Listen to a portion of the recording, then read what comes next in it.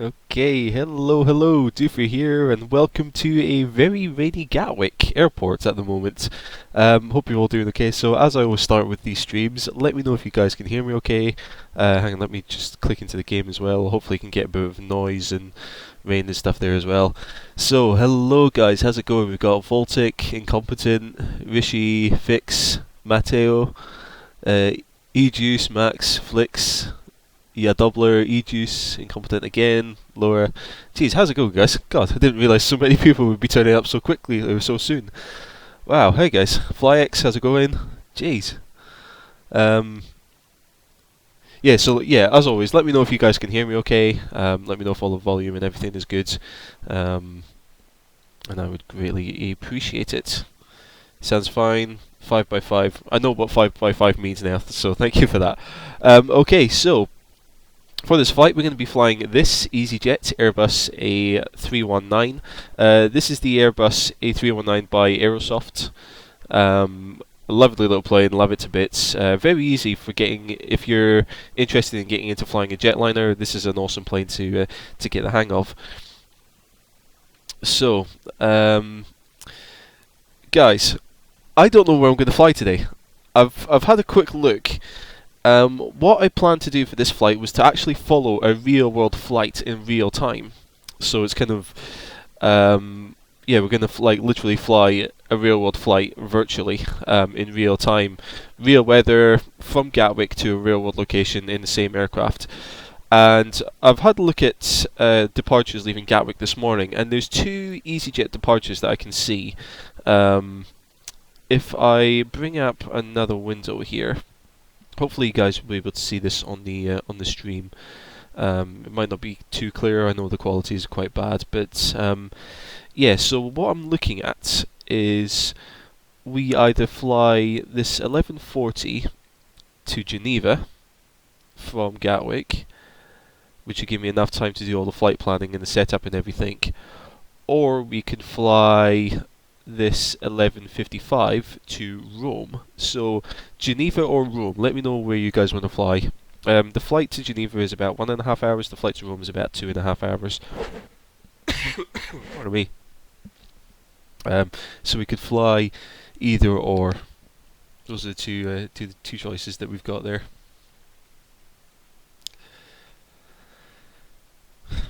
Let's see. Gothenburg. No, it's either going to be Geneva or Geneva or Rome there.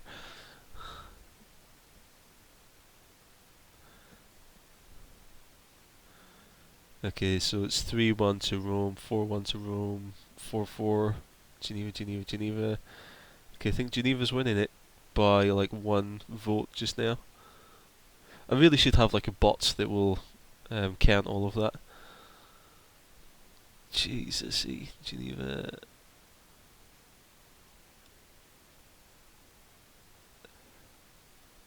Geneva. Okay, I think. Oh, it's really close, but I think Geneva has just got it. Or how about, if we've got enough time, we'll fly to Geneva first and then we'll do a short hop to Rome afterwards. How about that? I think Geneva. Oh god. Now everyone's saying Rome. Is there somewhere like directly in between that we could go? Yes, Crypto, I am Scottish.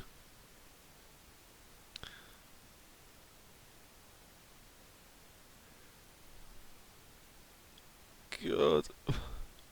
Oh, I should have planned. I didn't realise the chat was going to be so busy. Right. Um. Yeah. Okay, I'll do that then. I'll go to Geneva, and then if anyone's still around, or if anyone wants to watch the video afterwards, then I'll do a short hop from Geneva up to Rome after that. Um. Yeah, we'll do that. Cool. Okay, so Geneva it is. So what I need to do now is start hurrying up and start getting the flight planned, basically. So what's that? It's EZY. It'll be. So looking at this, 8468. Right, so what I'm going to do is I'm going to talk about the whole like flight planning and stuff. I've got like a whole dispatch thing on SimBrief that I'll walk through as well. But to begin with, what I'm going to do is start getting the plane powered up and yeah, just get it into a sort of a turnaround state so it's ready to fly. Because at the moment you can see the plane is just completely dead right now. No power, no nothing. So let's see. Just adjust a few of these to begin with.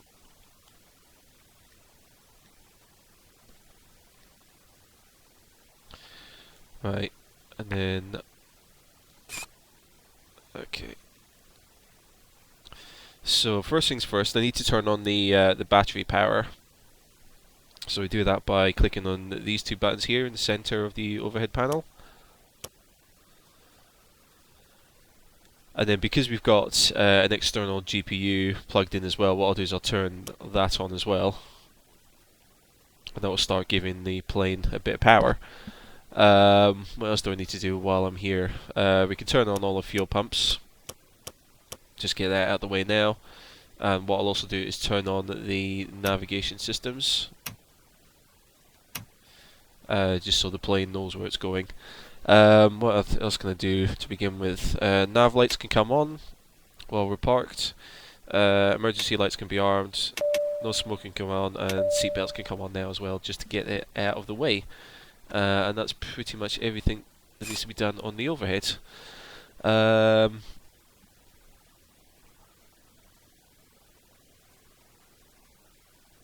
see.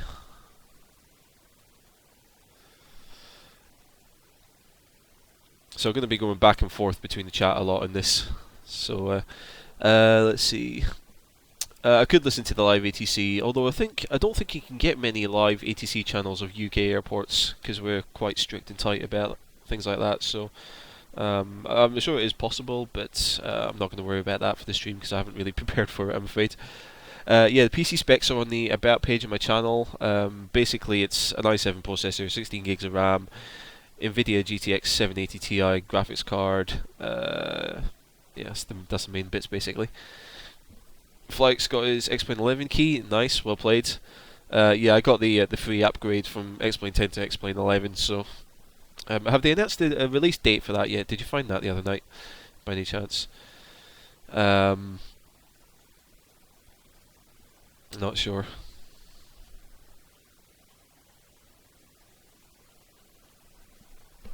Right. So what I'll do is I'll keep getting on with the setup here. So. Let's see, what do I need to do?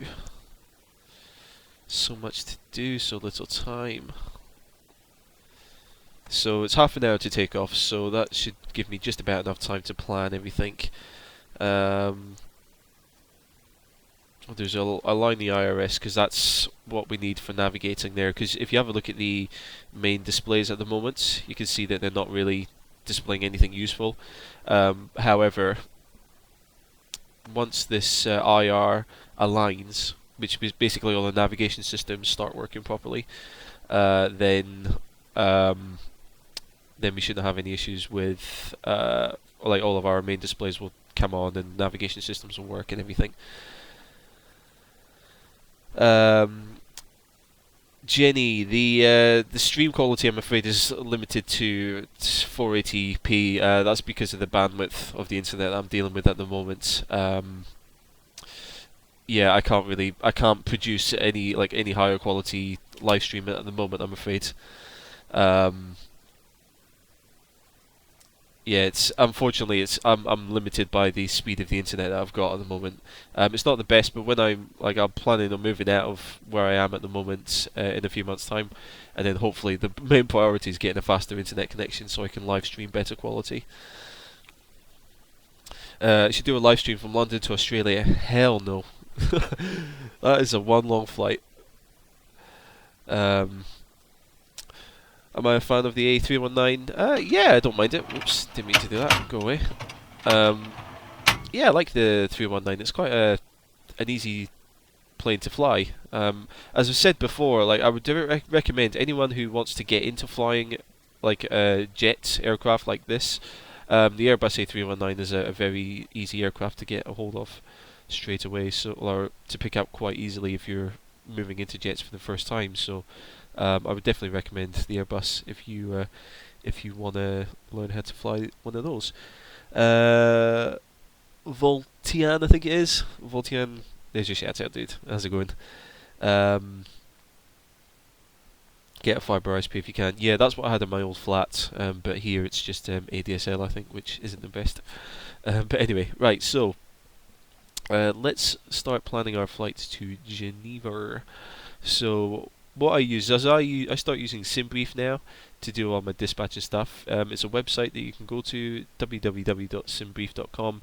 You can sign up for free. You can create flight plans. It's really good, but it can be quite complicated if you're not familiar with it. So I'm just going to rattle through this quite quickly. I don't really have the time to explain every little thing in detail because I need to get like the plane set up for takeoff and stuff. If I have the time, I'll come back to it and visit it. But for now, I'm just going to start filling out all the details I need to generate a flight plan, and then we'll use that to set up the plane and everything. So airline is EZY. Flight number would be 8486 from EGKK, which is Gatwick, to Geneva, which is LSGG. Departure time was 11:40 Zulu, and the aircraft was an Airbus A319. Departing 08 right. Are we departing 08 right? Be 08 left, I would have thought.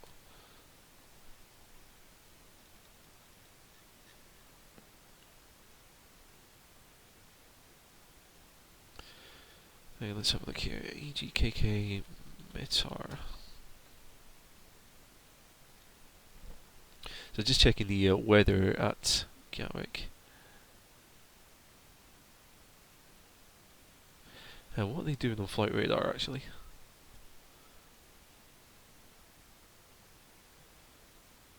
Yeah, they're doing 26 left. Okay. Okay, 26 left it is. Where were we? 26 left. Yes, automatically select that. Yeah, I think that should be everything. So,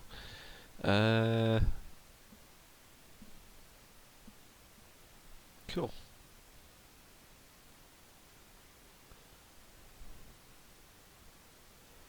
Just catch up with chat there. Yeah, you're all having a good chat. Excellent. Right. Analyze the routes. So there you go. So that'll be our routes into Geneva. There. Excellent. Right. Generate the flight plan. I know you guys are like, I'm thinking about the quality of the stream. You guys probably didn't see a damn thing that I did just then, but yeah, as I said, there's not much I can do about that at the moment, I'm afraid. Geez, 64 viewers. I think that's the most I've ever had on this. That's awesome. Welcome. So glad. Yes, Connor, you can have a shout out. How's it going, Connor? Can I link all of the websites in the description? Yes, I will put the websites on like on the video after the live stream is finished. Cool. Right, so we've got everything there.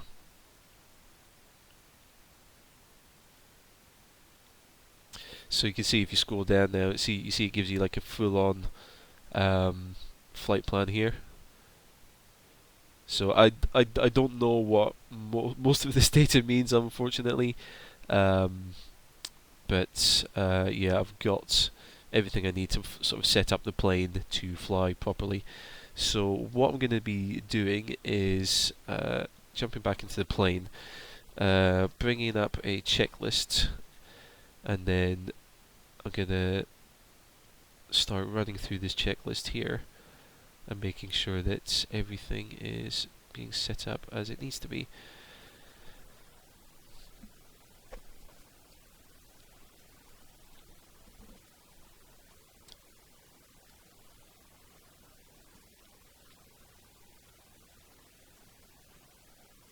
Okay, so I think the first thing I need to do is start getting the fuel on board. So if I come down here, right, so what I'll do is I'll start setting up, let's see, so when you're planning for flights, the amount of fuel that you're sticking on board is called the block fuel, so that's the total amount of fuel that you're going to have on board, I believe. So it says there 6,203 kilograms, so I'm going to put in 6.3 tons of fuel for now.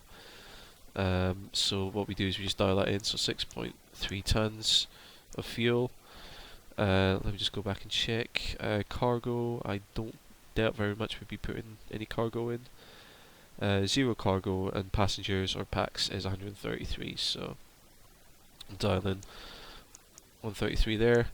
And what we'll do is we'll start loading the fuel in now, get that on board, and yeah, we should be, because then once I've got the fuel on board, then I can start up the APU, start up the air conditioning, and then we'll worry about loading passengers on after that.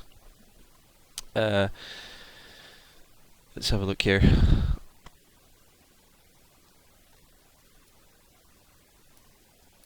Boring. I'm glad the apron video worked well.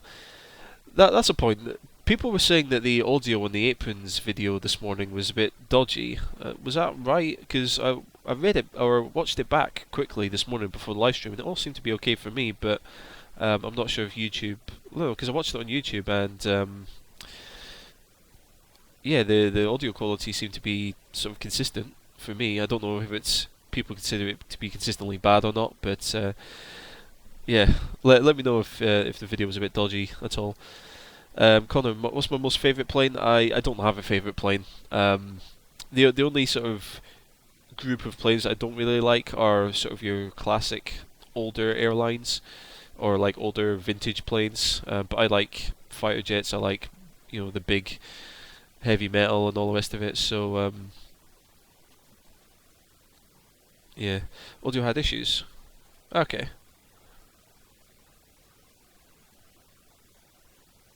Hmm.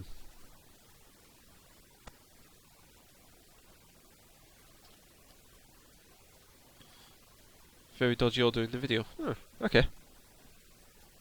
Let's say because it sounded okay for me, so I'm not sure if YouTube is if it's the YouTube processing that's messed it up. Like, was it just like cutting in and out? Was the volume too bad? I mean, I don't know what it is. I don't know what it was. I genuinely don't know, I'm afraid. But anyway, yeah, so the fuel's going on board. So if you have a look at the main flight displays now, you can see that we've actually got our attitude indicator and our navigation displays all working properly. That's because all the nav systems in the plane are now kind of warmed up and working properly. So, so now that those are working, which is all good. Right, I need to continue with my checklists and getting the plane set up here.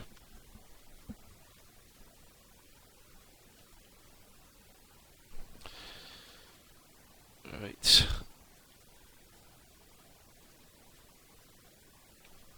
just make sure that everything is okay. So the gear lever is down, throttles are set to idle. Actually, I can grab my joystick. Oops. Mouse has fallen off my desk. It's all going wrong. Yeah, so yeah, throttles are to idle. Engine master switches are off. That's set to normal. Flaps are up. And that's up. I could probably turn that on now. Actually, I set in a random transponder code. I'm doing a lot of things out of order just now, but it's just that's interesting. Weather radar's not finding anything.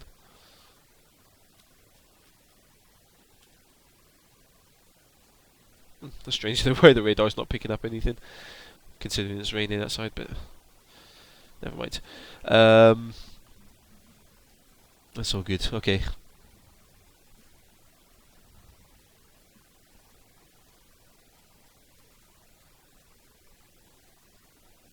Hey, Noppy, how's it going? Right, okay, so let's see.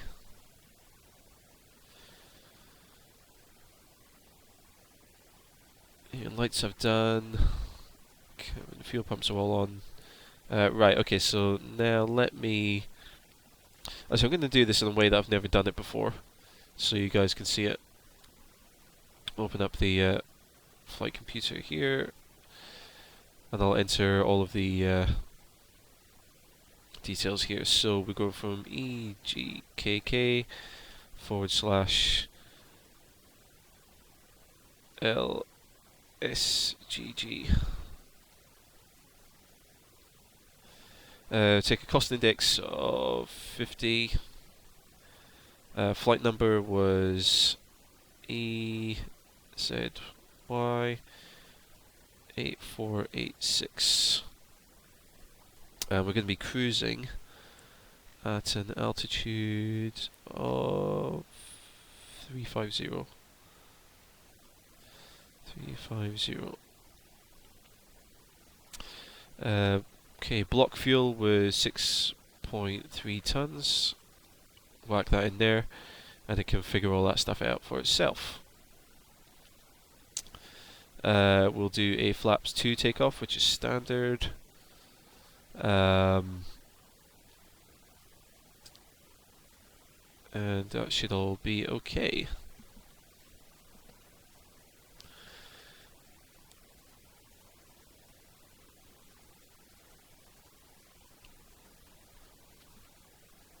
Can I make a guide on the FMC in the future? Yes, I definitely will be doing an FMC thing. The problem is the FMC in an Airbus is different to the FMC in a Boeing, and then the FMC in a Boeing is different to the one in something like a Dash 8, for example. So I have to like maybe pick up a PMDG Boeing, so I can have a look at the differences between the FMCs in both aircraft, and then kind of do a video talking about the common elements between the two of them.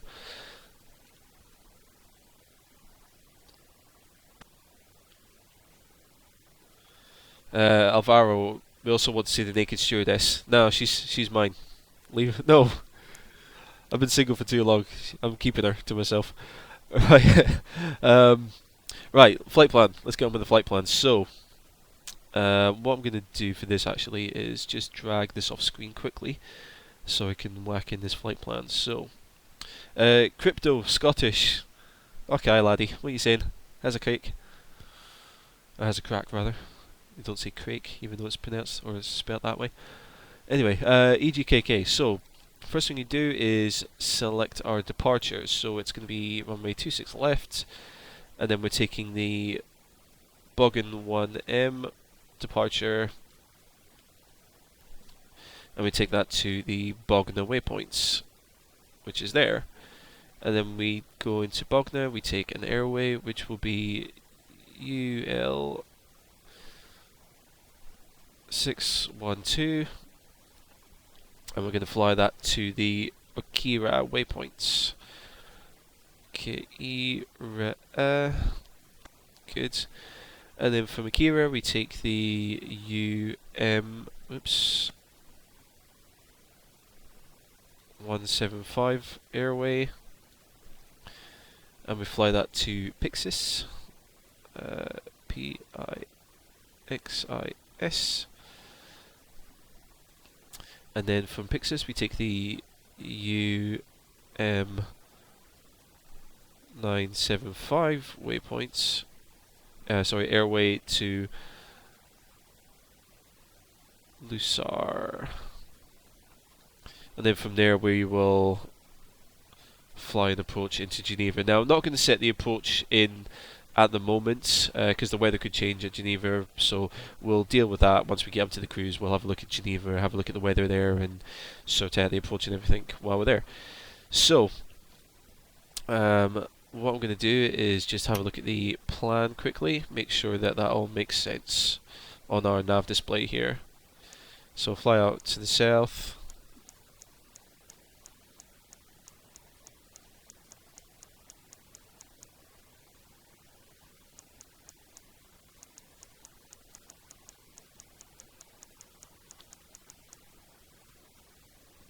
It doesn't seem like that long of a journey. Okay. Hey, Big Bird, how's it going?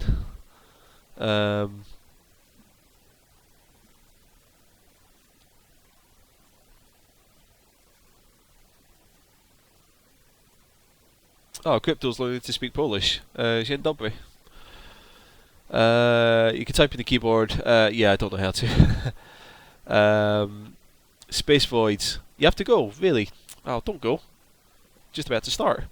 That said, 15 minutes to take off, so I need to pull my finger out and get on with it. So we're going to go up to flight level 350. Back that in, back that in, back that in. So the aircraft is going to manage the speed and everything itself there. Right, fuel should all be on board now, so what I'm going to do is get the APU started. So, to get the APU started, let me just jump onto this. What we do is we hit the APU master switch first of all, and that should bring up the APU there. And then we have to do a fire test. Wow, that's really loud.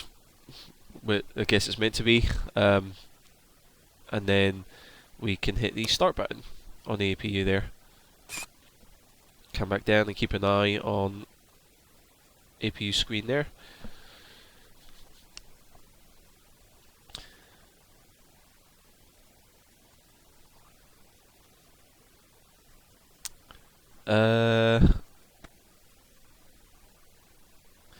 Is there an add-ons list? Gosh, yeah. There's too many add-ons. This is an Aerosoft Airbus A319.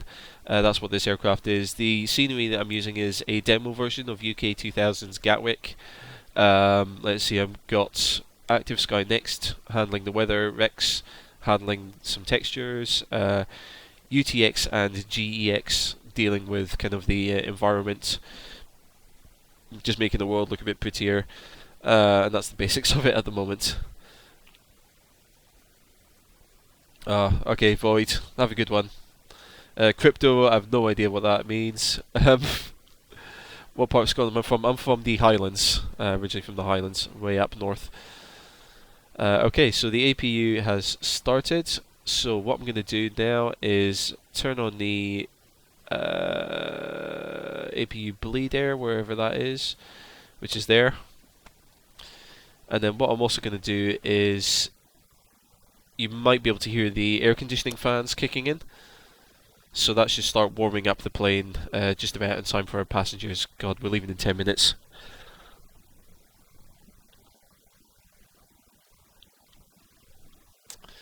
So the air conditioning is coming on just now, just to warm up the plane before we invite the passengers on. What I could also do just now is have a look at the weather for Gatwick, so it's 1015.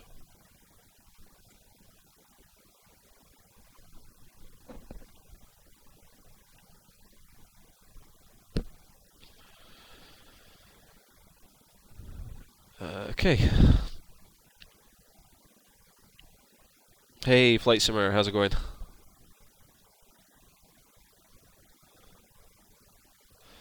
Right.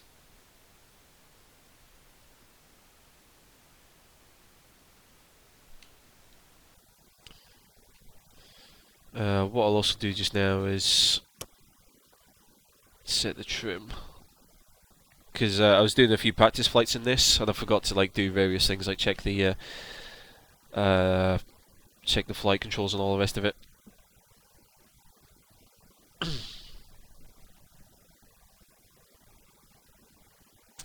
This scenery is from UK 2000. This is just the demo version of the scenery.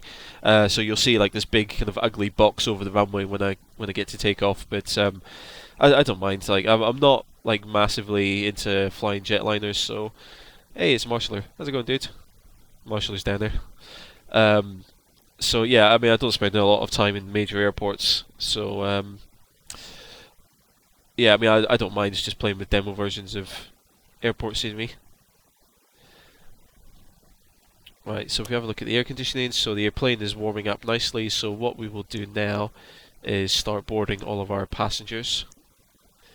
Leaving in 9 minutes. God, I'm worried that I'm going to miss something like blindingly obvious. So now that passengers are coming on board and we've got the APU, what we can do is get rid of the external power. So for those of you who probably can't see it, it's just that switch there, get rid of that. And then I will remove it from the ground services there.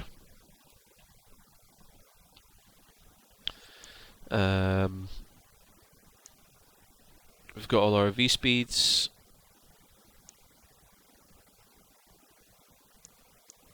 Flight plan is good. Yeah, I think we're all okay. For now, check the fuel. We've got 6.2 tons. I think it was 6203 that we wanted for block fuel, so by the time the APU burns off a bit more fuel, that'll be fine.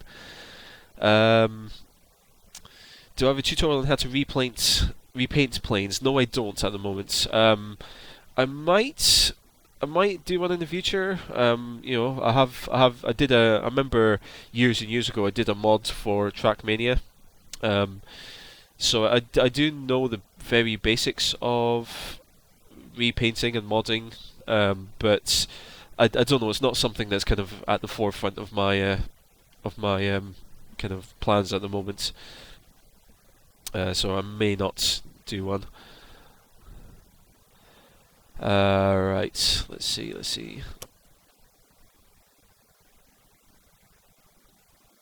Okay. I'm worried that the weather radar's not picking up anything, considering it's raining. I'm never any good with the weather radar in this plane, but hey ho. Right.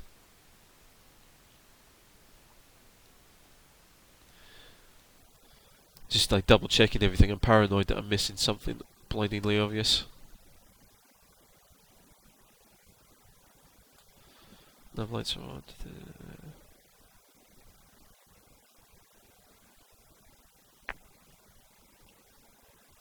I think we're okay.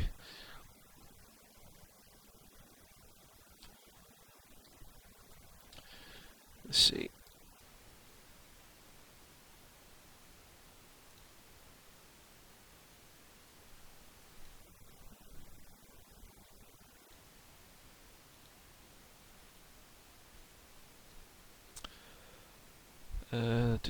Just catching up on the chat here.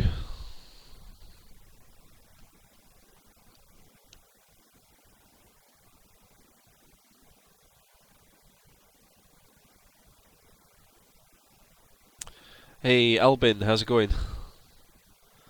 Crypto, do you think I could be a pilot? Yeah, absolutely. Everyone can be a pilot. Anyone and everyone who who knows how to, who's got the passion for it, can be a pilot. So yeah, absolutely.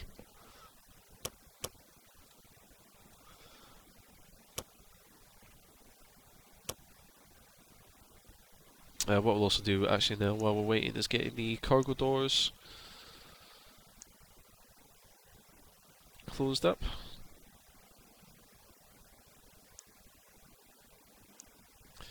So we've got 133 passengers on board. At the moment we've got 79, 80 passengers coming on there.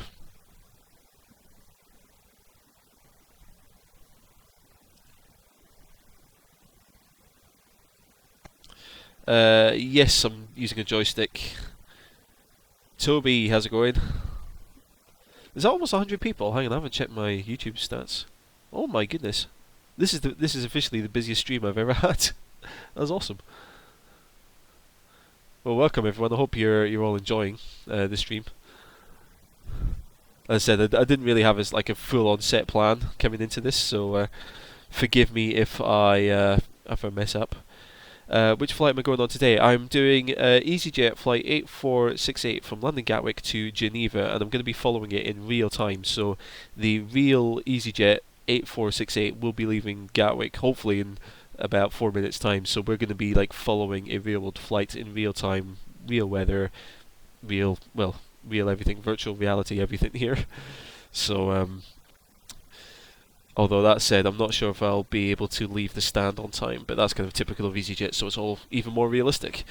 Do I ever play Kerbal Space Program? Yes, I do. I haven't played it too much, And I don't play it on this channel, but occasionally what I will do is I will play like any kind of other games that I'm really into. I'll play on my Twitch channel. I don't play on Twitch too often, but I've played things like Kerbal Space Program on Twitch. I've played Counter Strike on Twitch. I've played Faster Than Light on Twitch as well. And I might be doing, because I picked up Planet Coaster the other day as well, and that's awesome. So I might be start playing Planet Coaster on stream on Twitch as well, doing a few Planet Coaster live streams.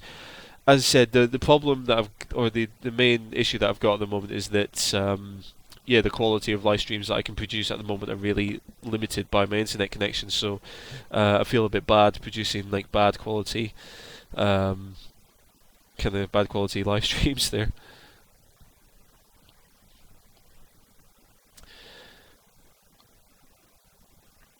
Yeah, Camperman. Yeah, 4 minutes to take, or 3 minutes to take off. As I said, this is typical of how EasyJet operate. Is they ram everyone onto the plane in the last minute. So for me, it's just even more realistic. What can I say? No, Big Bird. This is not on a multiplayer server. What joystick do I use? I use a Logitech Extreme 3D Pro, but my one is about 10 years old. But I think Logitech still sell that model of joystick. I think it costs about 30 quid.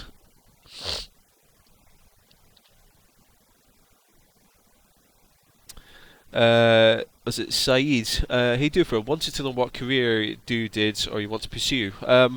At the moment, I work as an IT support analyst, so I basically fix computers for a living. However, for a career, what do I want to pursue? I want to be doing YouTube full time, and I want to become like a, kind of like a YouTuber, like I want my channel to become like smarter every day. That's kind of like my aspiration, is to start a channel that's like that. And I've got these kind of big dreams of like going to likes of VidCon, or going to like TED Talks and doing talks there and stuff. So yeah, like doing something like that. Yeah, like that's kind of the career I want to go into, is like doing the YouTube, or being a YouTuber full time would be pretty awesome. How do you get the PMDG 777 for free? You can't. You have to buy it off PMDG's website.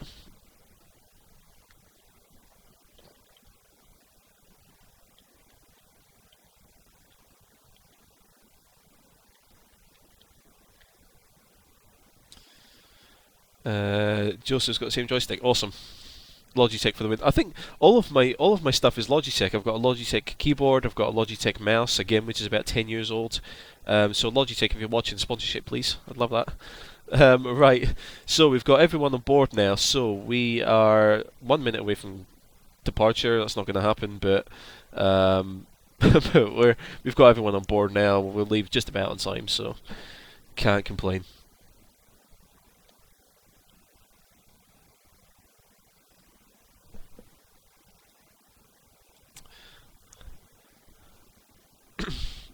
Okay, so what we will do also now is just set the parking brake.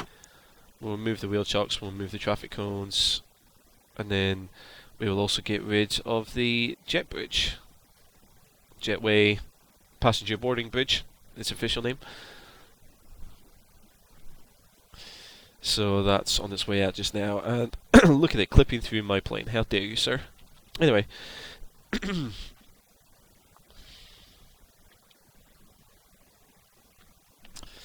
Okay.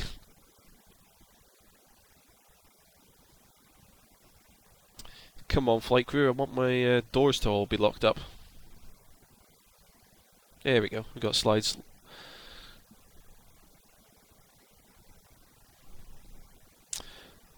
Ah, crypto, that's awesome, well played.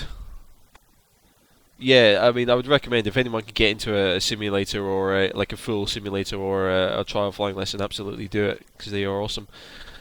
Right. Okay, are we ready to do this?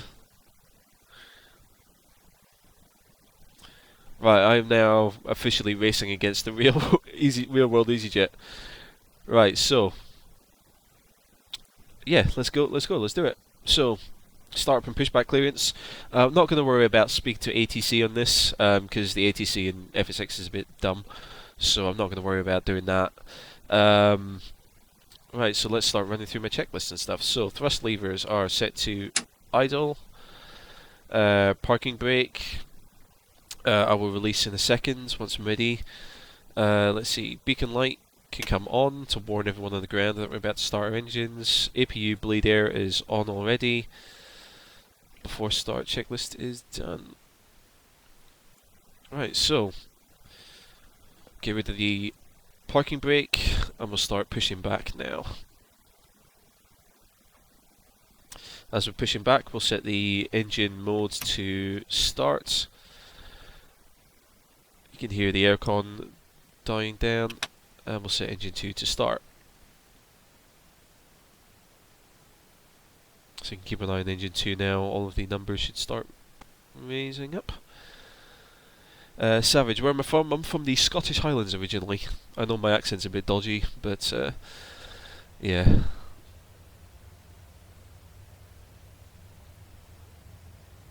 Taxi lights, good shout, taxi lights. Well, actually, taxi lights usually come on when you're, I think, well, after you've been pushed back and the tug is disconnected.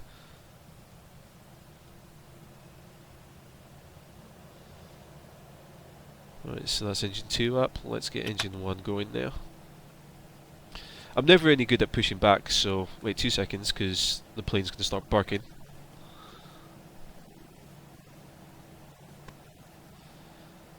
I believe that's just the brake pressure equalising in the plane when it does that. Right, that's far enough.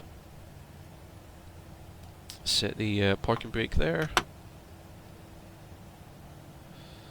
Keep an eye on engine 1 coming up.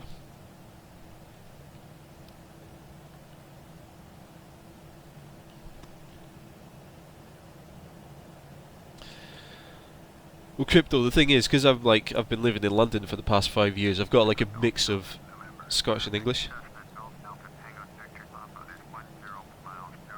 Excuse me?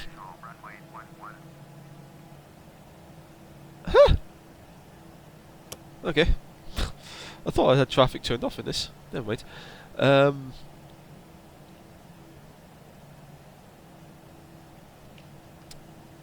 let me just take care of something in the chat. Cool. Yeah, by the way, guys, we don't condone piracy on this channel, so stop the chatter of that, otherwise, yeah, you'll be timed out. What do I play on? I play on the PC. I'm very lucky that I've got a powerful PC. Right, okay, so that's the engines up. Usually during this time the ground crew will be getting themselves out of the way so I don't run them over. So now we can take off the APU bleed air. Ground spoilers can be armed. Rudder trim is 0. Pitch trim is 0.8 up, which is good. APU master switch can come off. That's that there. Wing anti-ice, we're not going to worry about anti-ice. What I will do now is get taxi lights on, get strobe lights onto auto, because I'm bound to forget them. Right, we'll do the flight controls check. So when you're checking the flight controls, you have to do it using the screen in the Airbus because you can't see the wings from the cockpit. Well, it's not easy to see the wings from the cockpit. So that's all good. Check the doors once more, they're all locked, all the slides are armed. Yeah, we'll set flaps to 2. I think we're ready to start moving.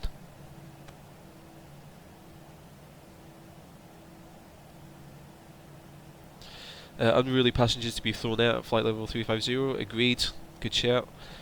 Okay, right, let's get moving.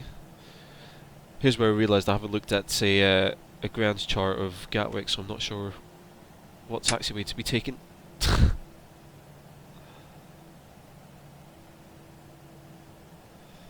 So we'll head out slowly towards runway 26 left. Actually, come to think of it, set the wipers going. Because I can. Alright, auto brake set to max.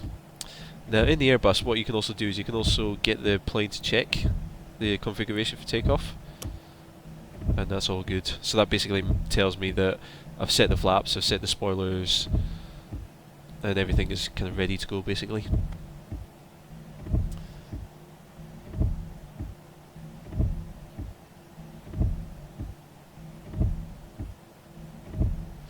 What plane do I recommend? Hey, Wolf Gaming, how's it going? What plane do I recommend? It depends what you want to do, really. That's annoying me now. Yeah, it really depends what kind of plane you want to fly.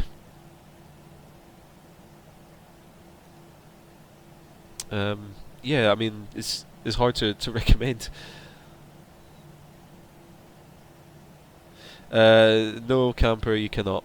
Otherwise, you'll be thrown out at flight level 350 or before.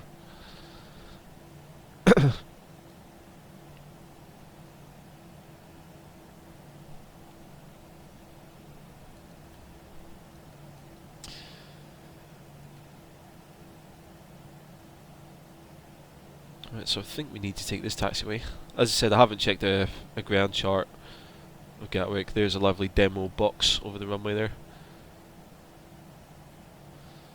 And I should really have a look at the chart quickly. Let me just grab one. God. So I believe I'm on Papa there, so what do I want to go? Where do I want to turn? So I think I can actually follow Papa all the way down. So I'm just looking at ground charts for Gatwick. I'm trying to figure out how I'm going to get to the runway.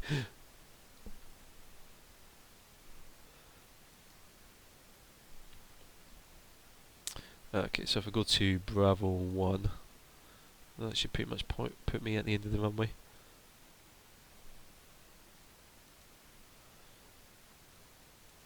There we go, yeah, perfect. So I'm going to fight. So, here I am. If you have a look here, we've got runway 26 left ahead of us, and we're at Bravo 1, which is the end of the runway, which is perfect. How did I learn the FMC? Combination. One is just by mucking about with it, but two, when I first got this plane, FlyX, who's I think still in the chat, who's like a mate of mine, I talk to him every now and then, he showed me how to fly this plane. We did a shared cockpit just to kind of basically learn the plane, so yeah, FlyX helped me learn how to fly this. Oops, before I enter the runway, I stopped behind the stop line. Before I enter the runway, let's turn on transponder. We'll get the strobe lights on. Get runway lights on. Yeah, I think that's everything. And checklist. I've got checklists for a reason. How do I steer while pushing back? I don't think you can.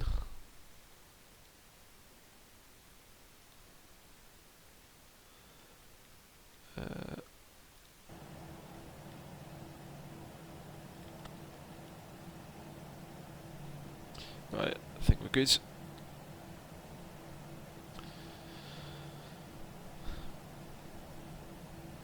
How do I control the rudder? My joystick rotates left to right. The actual like stick itself will rotate from left to right, so that's how I control the rudder.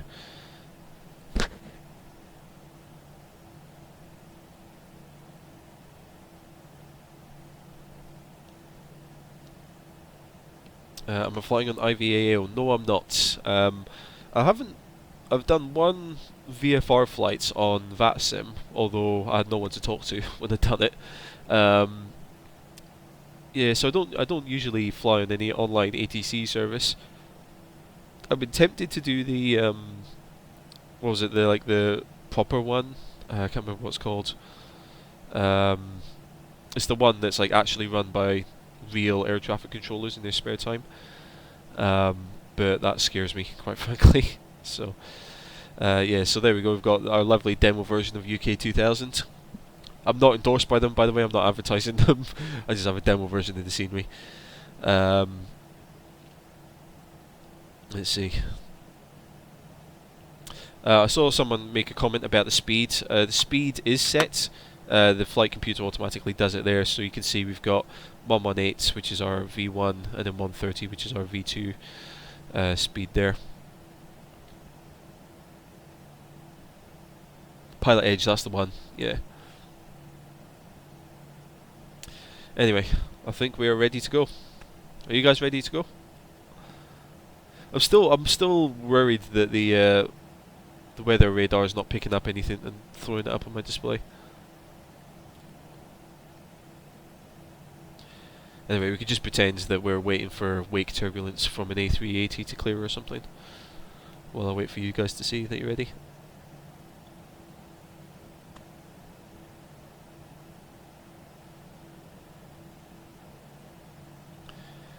Well, I've seen at least 2 of you say you're ready, so yeah, let's get a move on, shall we? Right, so brakes off. Throttle's up to about 40%, all equal, and then we'll go up to flex.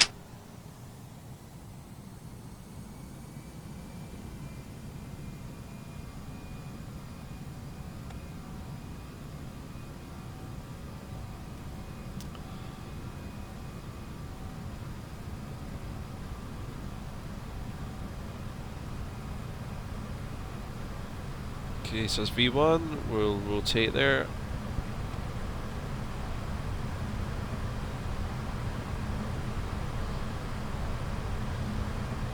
And we're up. Gear up.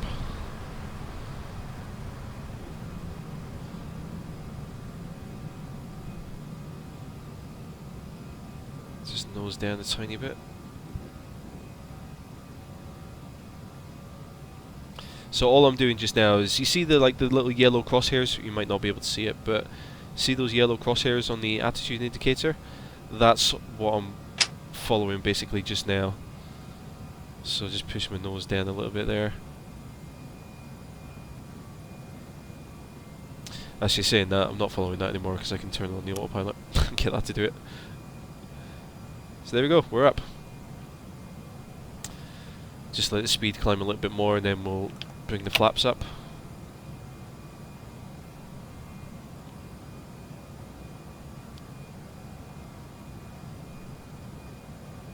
And then we'll bring the flaps up the rest of the way. What we can also do now is turn off landing lights, turn off those lights, everything else can stay on. Ground spoilers can be disarmed as well. Yeah, we're good. And then once we get above 10,000 feet, then I'll turn off the seatbelt signs. Prank versus life. Here is your shout out. Welcome to the stream. Glad to have you along.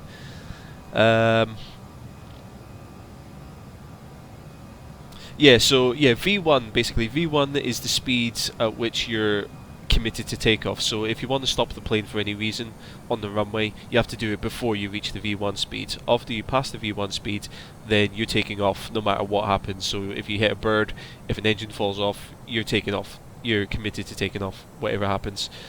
And then yeah, V rotate is the speed at which you actually pull back. So the point at which you actually lift the nose up and then the plane will take off, and then V2 is your sort of your initial climb speed. So that's the speed at which you kind of fly off away from the runway in the airport there.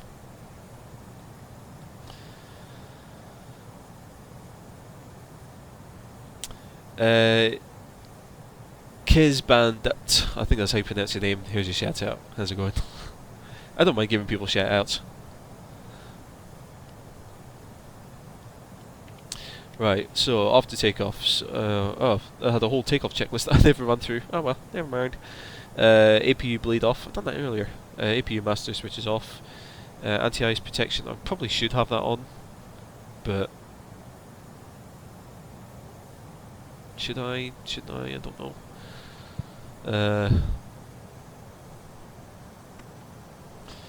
Let's see. I don't even know where the anti-ice stuff is. There we go. We're above the clouds anyway, but just to be on the safe side, I'll turn it all on, because it is getting bloody cold in the UK now. Noppy, you got a shout out. Hey, Squish Potato, how's it going? Engine failure will happen. No, it won't. Not on my watch.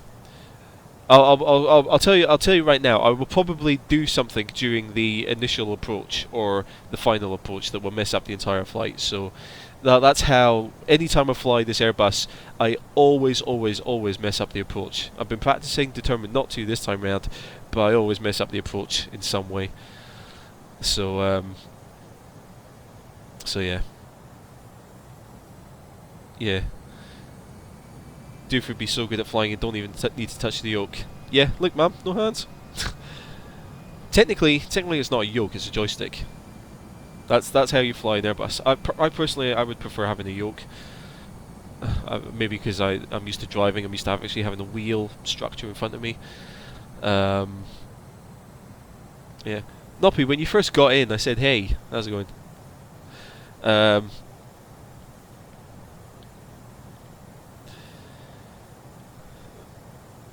VMCA and V2. No 505. I don't know the difference.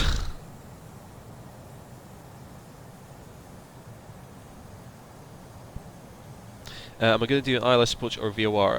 ILS, I hope. I don't know what the what Geneva Airport is like, so I have no idea. What's my favourite plane? I don't have one. The only, I mean, I like all planes. I like the heavy metal. I like fighter jets. So. Yeah, I mean, I don't have a favourite plane as such. The only plane that I actually sod this. Let's fuck the constraints. Let's get up. Because the reason the plane wasn't climbing just then was because of altitude constraints on the departure there. So to hell with it. I'm just climbing up. Yeah, the only sort of planes that I don't like are the things like vintage airliners and vintage planes. I like, kind of more modern planes and stuff, but I don't really have a preference as such.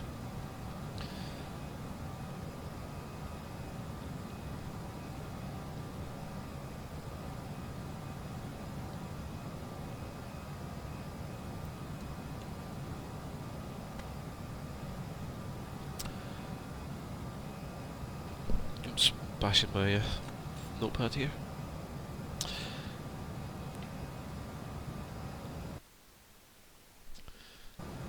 Michael, you're welcome.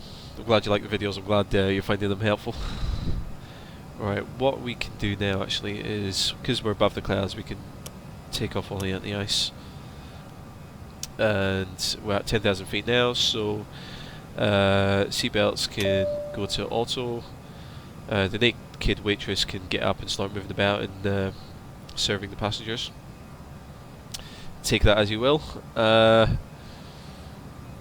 Yeah. We're all good. I really don't need to do anything now until top of descent, which... let's see, where's top of descent? Not too far away, actually. It's quite a short flight, this. Okay. What's my call sign? Hold on. Call sign is Easy8486. By the way, guys, jump onto Flight Radar and have a look and see if the actual flight 8486 has taken off from Gatwick yet. Let me know if the real world flight is on its way or not.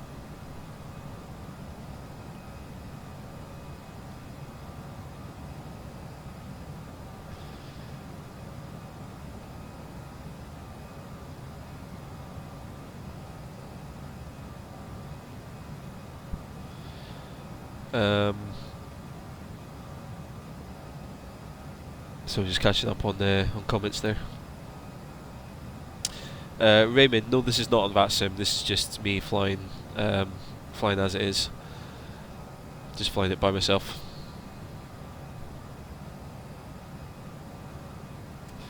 Mumble Sim, yeah. The audio quality on VATSIM isn't the best, as Incompetent knows. But yeah, I have been tempted to have a look at IVAO and see what they're like. Guys, have a look for U28486, because EasyJet's I don't know why, but EasyJet's also have the call sign U2 as well. So have a look for U28486. Have I been to ABX? Where is ABX?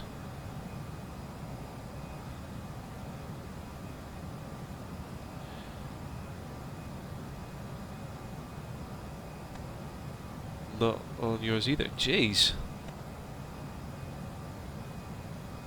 Well, it's bizarre that it's not live. It's not up in the air yet. EasyJet must be having a really bad day.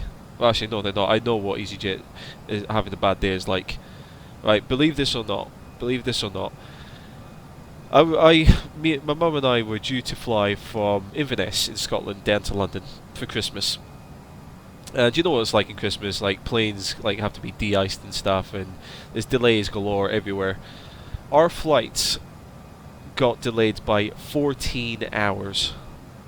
4 hours. I kid you not. We were due to take off at like 11 AM, and we didn't leave until like 1 AM the following morning, or 1 or 2 AM the following morning, or get to London by like 4 AM the following morning. It was ridiculous.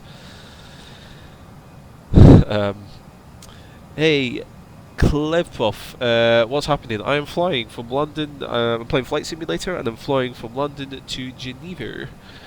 I'm following a real-world flight, EasyJet 8486 from Gatwick to Geneva. It has taken off. Brilliant. Yeah, so I'm basically mimicking a real-world flight in real time just now in Flight Simulator. Some people are saying it's holding short, some people are saying it's taken off. Okay, Reith, there you go, how's it going? 14-hour delay, yeah. That's EasyJet for you. And what did we get? We got a fucking like £5 coupon so we can get ourselves some dinner. That's about it. Are we climbing? Yes, we are climbing just now. We're climbing through flight level 220 for flight level 350.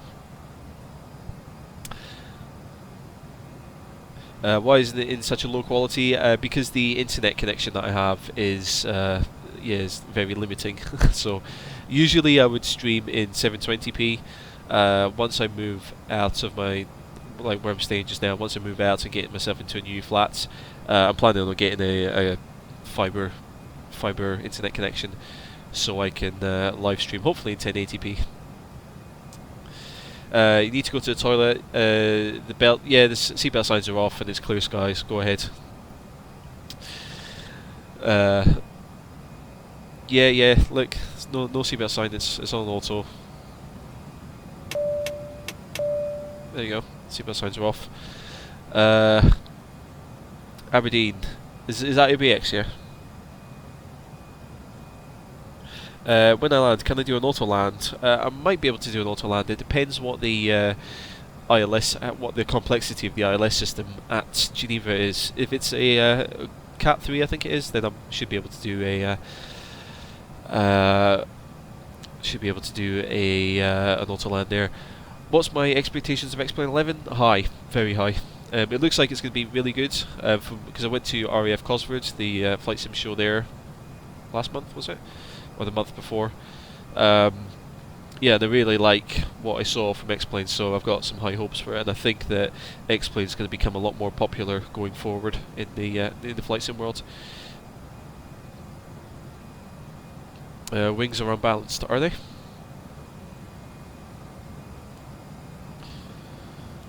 Let's have a look at fuel. Slightly unbalanced, but it's nothing too dramatic. Are we serving breakfast yet? Yeah, EasyJet are doing their deluxe bistro service, where you can get some heated sandwiches, some drinks, drinks in like cans which are way too small. Have a look at some like dodgy magazine that's got like chewing gum on the pages in the back of your seat pocket, and you'll see what's on offer there.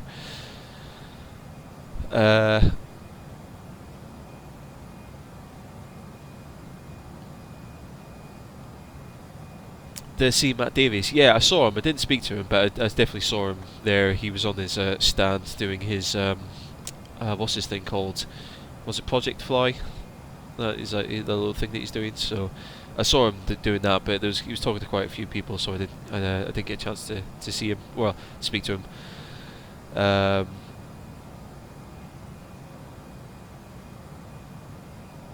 How would I do a holding pattern entry in an Airbus? I would just get the autopilot to do it. Noppy is showing off.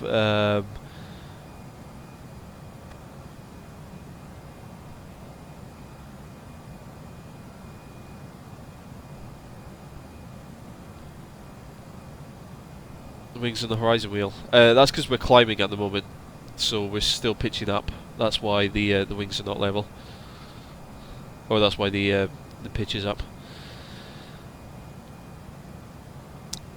Chicken and mayo sandwich. Yep. If you just ask the lovely naked stewardess in the back, she'll get it for you. Can I speed up the flight? No, I'm not speeding up the flight because I'm doing this real time, real world.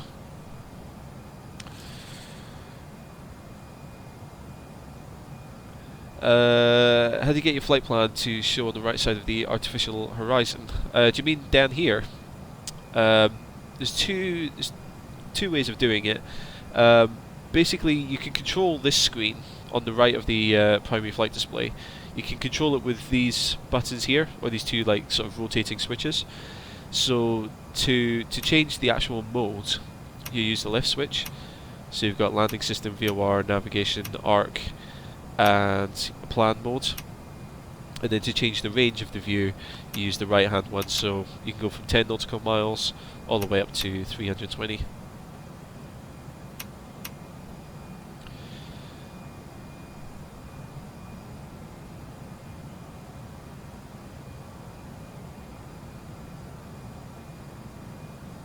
Is this flight IFR? Technically, yeah, I'd say it is. Mir81, hello from the UAE, hello from London, how's it going? Good to have you along.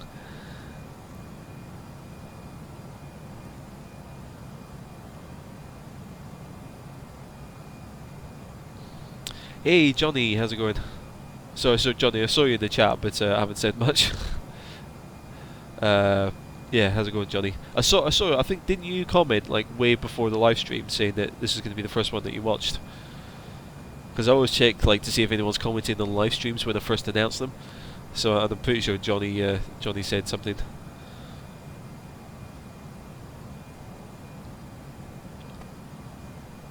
You're welcome, Ollie. This is really easy once you know how. I know, but yeah, you're welcome. It's quite simple, quite straightforward. Oh, no, I don't want to do that. What am I doing? Damn, got goofed. Whoops. Oops, I messed up. I've messed up. Okay. Hopefully my heading will keep tracking the thing there. Why is ATC not communicating? Because I'm not using ATC. Because the ATC in FS6 is quite dodgy, so I don't really worry about it. Velocity, what's happening? I am flying from Gatwick to Geneva in an Airbus A319, following the real world EasyJet flight from Gatwick to Geneva just now. Ta-da! How do I keep up with the comments? I can read really quickly, I guess. Why is ATC not telling me to turn this stuff? One, because I've got my own flight plan, and two, again, because I'm not using ATC.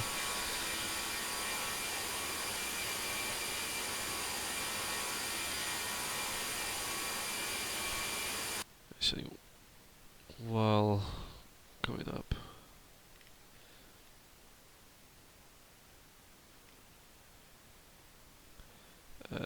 Okay, so I just wanted to get checklists in place there.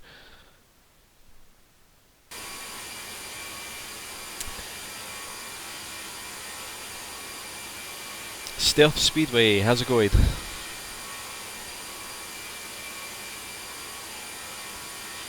Hey, Stealth went from Gatwick as well, that's awesome. So, let's see if I miss the approach. Yeah, I probably will do. I have been practicing, but yeah, I may miss the approach again.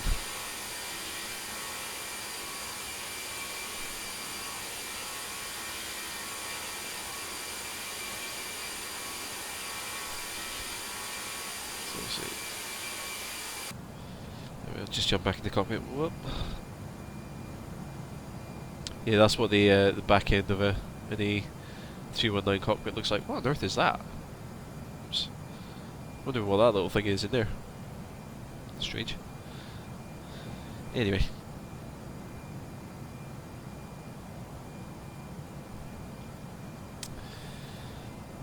Yeah, again I apologise for the quality. This is the best, like to get like a stream which doesn't stutter constantly. This is the best quality that I can kind of upload at the moment, I'm afraid. How long left? Let's have a look.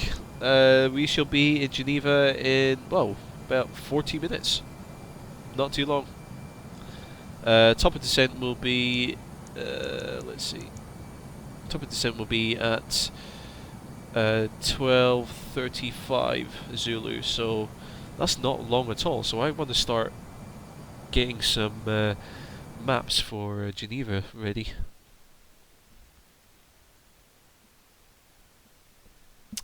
Can I walk in the cabin? No, I can't, I'm afraid.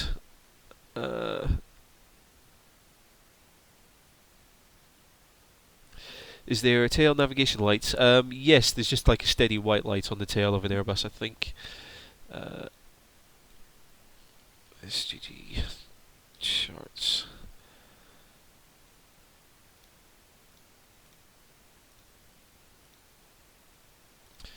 Right, so bear with me. I'm just running through. Gonna try and find some approach charts for Geneva just now. LSGG METAR.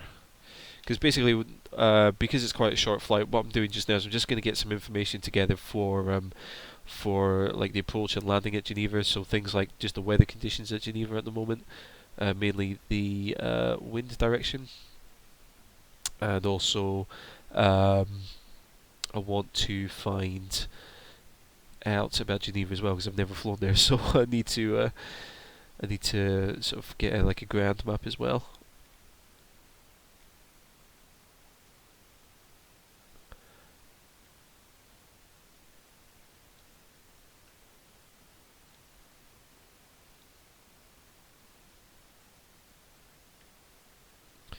Okay, so we've got 230. Oh, so it's quite a small airport. That's good.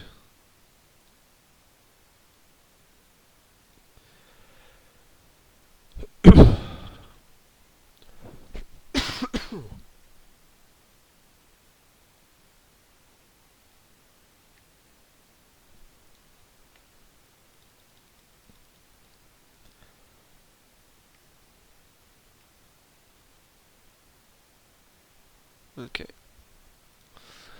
Crypto. Seriously, you're watching my stream on a plane? That's epic. If the airport has a holding pattern, will it be entered in the flight plan as well?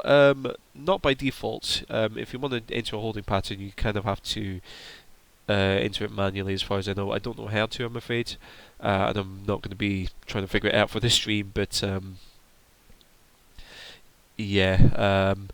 No, I think the autopilot will fly a holding pattern if you tell it to. So yeah. Usually by default you don't have to do one. Usually if you need to enter a holding pattern, you don't plan to enter a holding pattern during the flight. You just plan to get from A to B as quickly as possible, or you know, at a set time. But if for any reason you do need to enter a holding pattern, it's kind of an additional action that you need to do.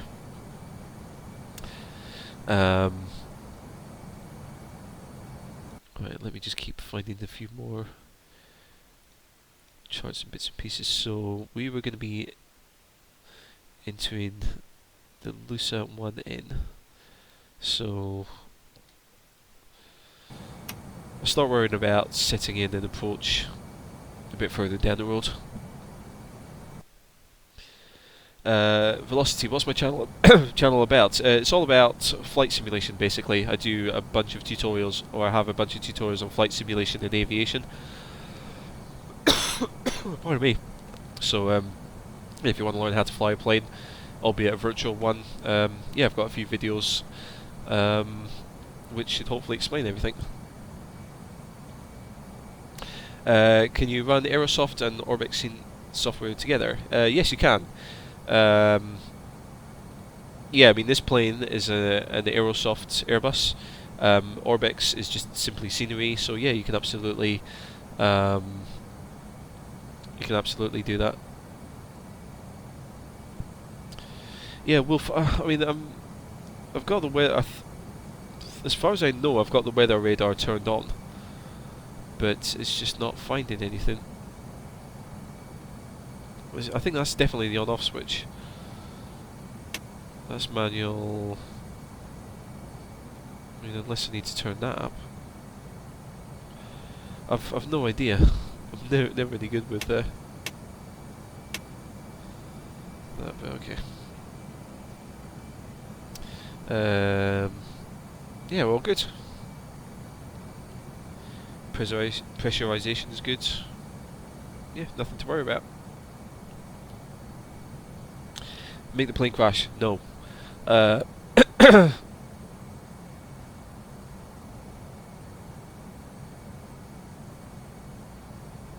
Is the Concorde in the game? No, it's not.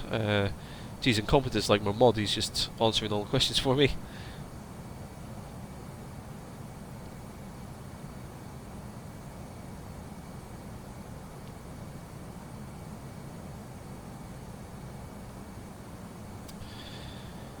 Yeah, that's the point. Where's the rear world flight just now? Am I ahead of it? Is it ahead of me? I mean, the call sign that I've gone with is Easy 8486. I think officially it might be U2 8486. Yeah, that's what I'm going for together. Ken, both scenery together. I'm not sure. Check the airport sceneries, because I know some airport sceneries have like a configuration tool, and in there it says like, do you want the scenery to mesh with, you know, Gex for example, or Orbx, or maybe some other like global scenery package. So I'm not sure if Aerosoft offer that on theirs, but so usually there's a configuration tool to say, right, I want this like local scenery to mesh with this, like this version of local scenery to mesh with this version of global scenery. The real life plane is ahead of me. Ah, okay. Damn it.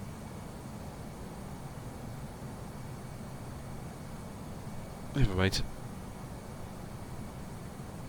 Sorry, itching eyeball. Anyway, right, chat. Keep up with the chat. Yeah, the website that I used is www.simbrief.com. That's what I used to create the flight plan. You need to create an account on it. You can create an account for free, and yeah, it will generate like what looks like a real world kind of flight plan and loadout and everything. So I don't know how to read the flight plan fully. I just know how to pick out the kind of the key key information. Which I need to fly this plane and complete the flight, basically. What's the difference between the... hang on, let's see. What's the difference between the airplanes in the A320 family? The A320 is the original plane of the family. It was designed as a competitor to the Boeing 737. Basically, the A321 is a bigger version of that, the A319 is a smaller version of that, and the A318 is an even smaller version. But out of the four of those aircraft, the A318 is able to do sort of particular like special operations, such as steep approaches and that into like mountainous airfields. For example, London City airports requires aircraft which can do a steep approach because it's like literally in the middle of London. and Airbus A319s can fly into London City. What flight stick is being used? A Logitech Extreme 3D Pro joystick is being used. Real flight just crossed the French coast. I think I'm ahead of it then. Will I do a tutorial on the flight management system? Yes, I'll be doing a full tutorial on that at some point. The main sticking point at the moment is that like the flight management system is different in every plane. Like the one that you'll find in an Airbus is different to the one you'll find in a Boeing. The one you'll find in the Boeing is different to the one you'll find in a Bombardier. So what I need to do is pick up a PMDG aircraft, have a look at the FMC and that, and then look at the sort of commonalities between them, and then try and kind of do a video talking about like the basics of them and how they work. E-Juice, Geneva Centre not able to enter airspace. Well, I'm not talking to ATC, so I'm flying in no matter what. Am I using real world weather for this flight? Yes, I am. Ultimate Traffic 2, yeah, I've got Traffic 360, although I'm having some trouble getting it working properly at the moment. Is there any difference between the disc version and the Steam version? Yeah, the disc version is quite an old version. The Steam version I find is a lot smoother than the old version. So like performance-wise, it just works a lot better, I would say. Let's have a look here. I wish you could fly a 787. I don't think there's a decent 787 add-on available yet for FSX, but I know there's one in development. I don't know when it's going to be finished, but I'm pretty sure there's a 787 in development. How can I tell if an airport has Cat 3? Usually its ground charts will tell me. When I get a bit closer to the airport, it will pop up on my little primary flight display here. It'll tell me what category version the ILS is as well there. Any real world flight training? No. I've done a couple of trial flying lessons in a Piper Tomahawk, but beyond that, nothing. Real world flight is going to land in 56 minutes. My flight is going to land in about half an hour, so I must be ahead of it. Do Airbuses have no control column? Well, they do. I mean, they have this joystick on the left side of the pilot seat here. That's how you control. And then to turn the plane when you're on the ground, you've got a tiller, it's called. So that's how you steer the plane when it's on the ground. And then you've got rudder pedals for rudder flying in the air. And that's about it. Anyway, and Joseph himself is flying an A320. Excellent. Right. So, having a look at the nav display just now here. So, this little white arrow, that basically marks the top of descent. So, what I want to do is probably start getting the plane geared up for the approach sooner rather than later. So, what I'm going to do is just going to jump back over to my second monitor here. Let's see, so, actually, what I can do is have a look at flight radar.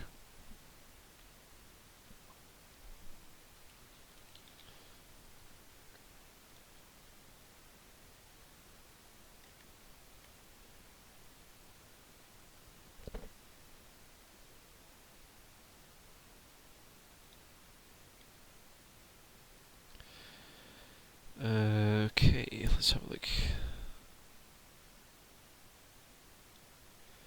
Okay, so looking at Geneva just now, looks like planes are landing on runway 5. So if I have a look at SimBrief, is that what it was telling me?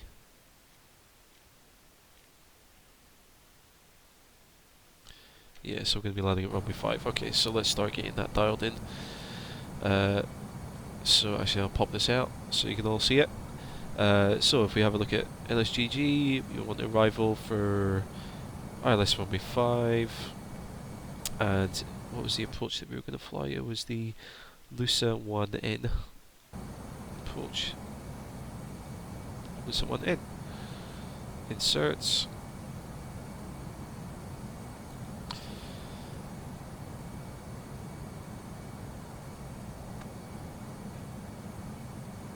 Okay, let me just check that on the plan there. Let's just make sure everything's okay.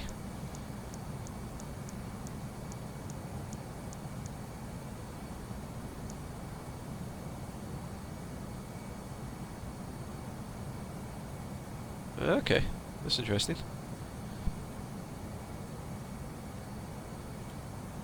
If we take out discontinuity, not allowed. Okay.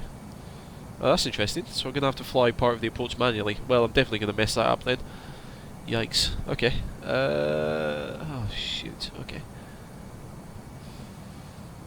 Oh, nuts. Okay, that's fine.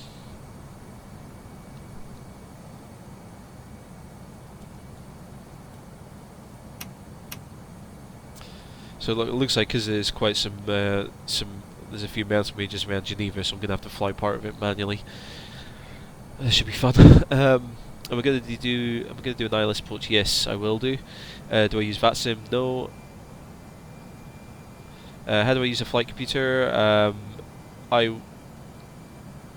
Yeah, default planes. Yeah, incompetence being my mods just now. He's answering everything for me. Divert to Rome. I could do.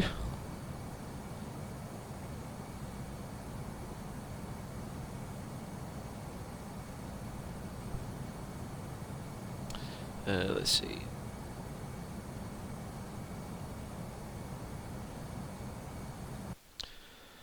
Actually, I want to try and find that arrival charts.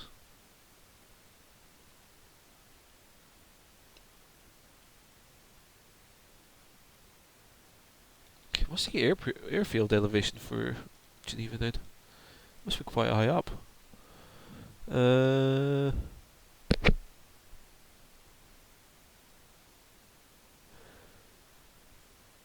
1411. Shite. Okay.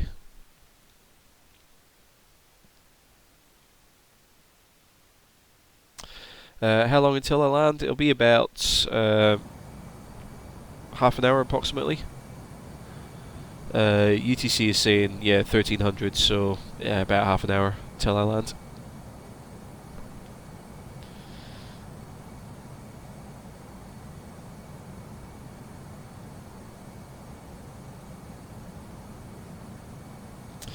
What's the wind speed? Well, the weather at Geneva at the moment is indicating. Hang on, let me just refresh that. Weather is indicating winds coming from 080 at 4 knots. So we're going to be landing on runway 05, although they are variable from 030 to 110 heading. A few clouds at 300, is that? No, that'll be 3000. Temperature 7. Dew point 0. QNH 1022, no significant changes. Excellent. Actually, what I'll start doing in that case is I'll start getting all this. If there's no changes planned for the weather at Geneva, then I'll start getting all this information dialed in just now. So QNH is 1022. Temperature is 7. Winds are 080 at 4 knots. Transition altitude is 7,000, which I got from the chart.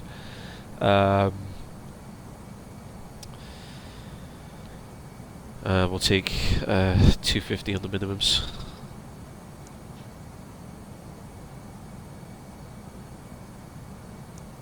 Cool.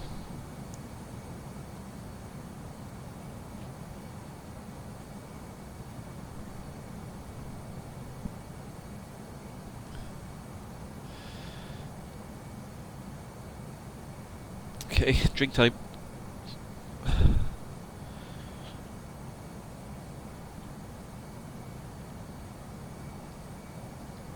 Is the A330 a medium to long range jet? I think so. I think the A330 was built as a competitor to the Boeing 757, so I think it might be.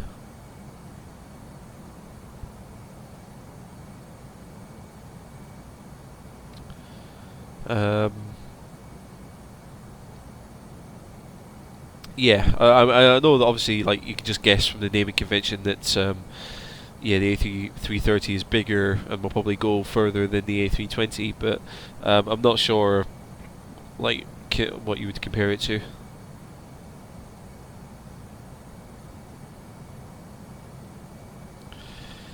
No, it's just water, Parker. It's just water at the moment. I have done a live stream where I've drunk something else. So yeah, it's just water today. It's first thing, well, for me it's like first thing on the Saturday morning, so yeah, I'm alright. I'm quite tired actually. I didn't get like barely any sleep last night. I don't know why, I just couldn't sleep properly last night, so wake up this morning I'm feeling quite tired, so this does not bode well now that I found out that I have to do a manual pardon me, a manual approach into Geneva. Oh, I'll have to take that manual control at some point, which is not the best. As I said, I need to have a look at a map of Geneva, have a look at these mountain ranges and stuff.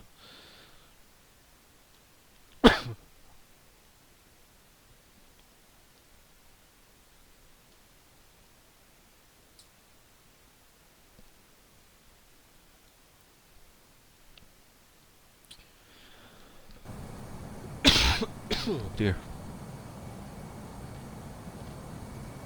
Let's have a look here.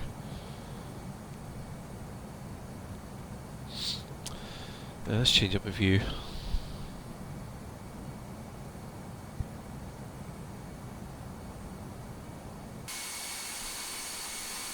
There we go, mix it up a little bit. Oops. Let's have a look here. What do the chevrons on the 787 engines do? If you mean like the sort of the shark teeth on the back of the engine, I think that just makes the exhaust flow a bit more efficient.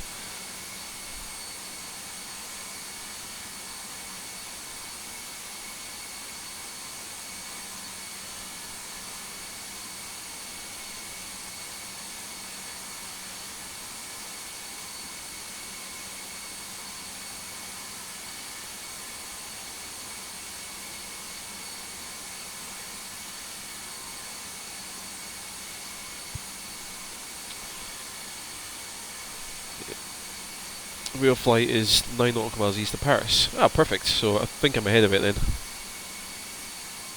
I've no idea though.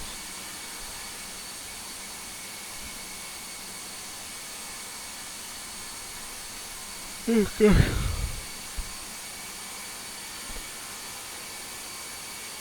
The reason I came to this view is because I'm expecting the plane to turn left in a second, but obviously it doesn't want to play ball.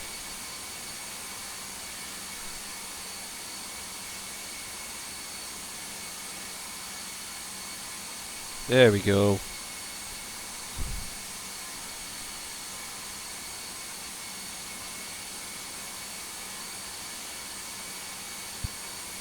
Well, Crypto, you could probably go for like a little jog around the plane. I'd love to fly in an Airbus A319. I mean, they just look like I've not even seen one up close. I saw them flying over. I've seen them flying over London and stuff, and they look just so immense. I can't imagine what it's like to be inside one.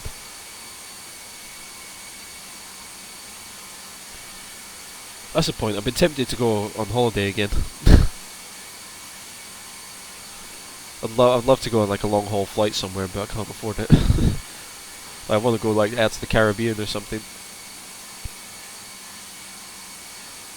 There we go.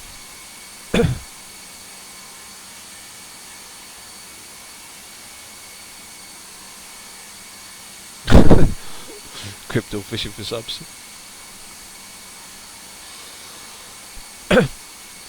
Hey Latif, how's it going?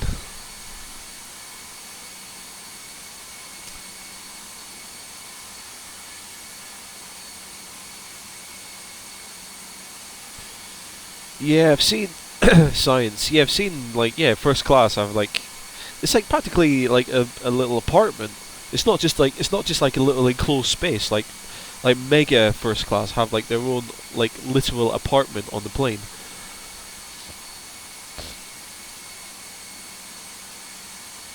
Looks the same as the 777. Well, I've never been in a 777 either, so I think the biggest plane I've been on was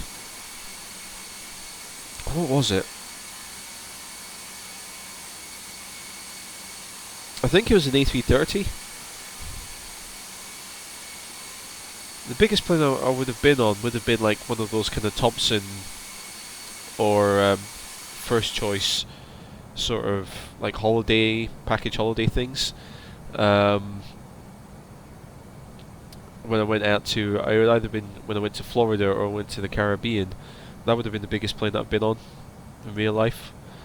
I'm used to flying on like Boeing 737s and Airbus A318s, 319s for like bouncing around Europe and that, but yeah, I'm not sure. Hey Kiwi, how's it going? What kind of plane is this? This is an Airbus A319. Diego. Do I think I'm good at identifying planes? Not particularly. I can see the big ones, which have 4 engines. That's about it. Hey, Vosk Gaming, how's it going? Matthew, how's it going? I'm good, mate. How are you?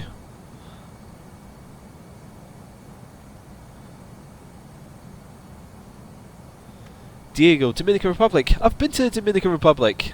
Oh, where is it in the Dominican I went to? That's what I was talking about just now. I went to the the Caribbean, the Dominican Republic. It is the best place on earth. It's my favouriteest place I've ever been. Hang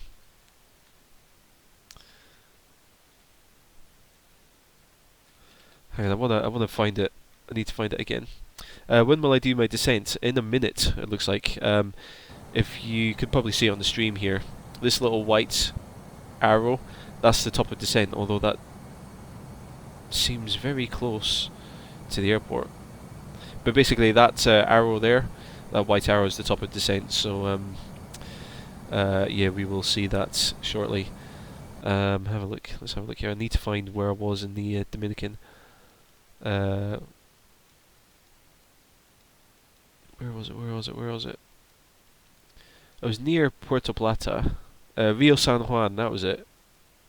I was just down the road from Rio San Juan when I went to the Dominican Republic. It's such a beautiful place.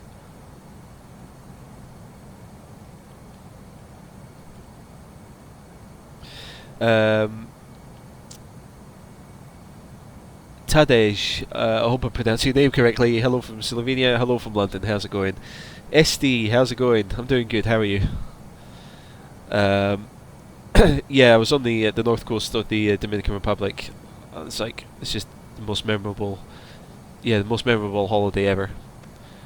I actually had my first kiss ever with a Dominican lady. So that was good fun. Does the sim pause when I'm minimised or out of focus? No, I disabled it. You can change that in the settings menu. You can tell it not to pause when you jump out of the sim.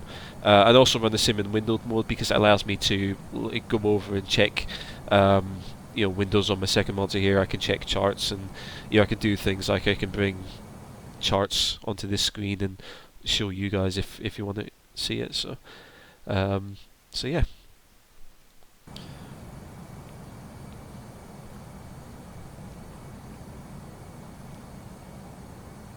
Oh, Matthew, that's a very kind comment. Thank you for that.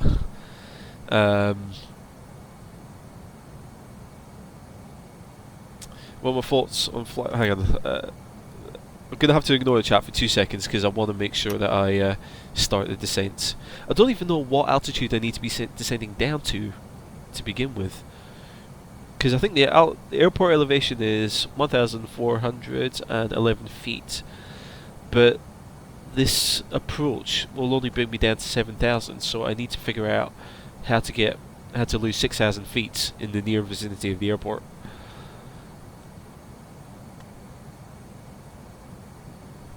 I don't know. Not the best pronunciation. I apologise. Differ. How many languages can I speak? 3 or 4, maybe. I can speak English, Scots, which, believe it or not, is its own language. I can just about speak that and read it. I learned French in school, and I've learned a little bit of Greek as well. Yeah, so I can pick up the basics of like any other language very quickly, like please, thank you, hello, and all the rest of it. So I can't really speak many languages fluently. I can speak English obviously is my first language, Scots, and French I can get by with French. Oops. Right, let's start dialing this down to 3000.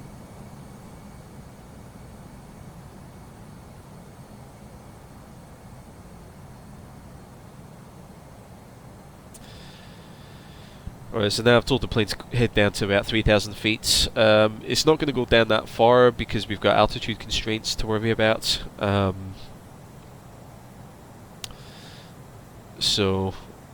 But yeah, I mean, what I want to do is just set that in before we reach the top of descent, because as soon as we hit the top of descent, then the plane will start descending automatically.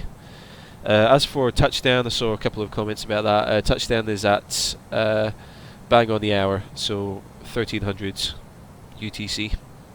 So yeah, in about 20 minutes time. Eric, hello from Ottawa, Ontario. Hello from London. How's it going? Windspeed, hello from Australia. I think I've got all the Australians in the stream today. I should be a real pilot. I wish I was. That'd be my dream job.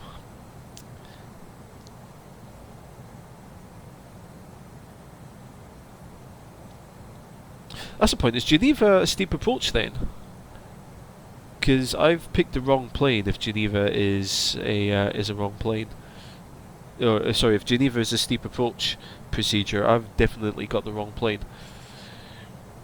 Can I say the phonetic alphabet? Yes, I can. Do you want me to say it on stream? The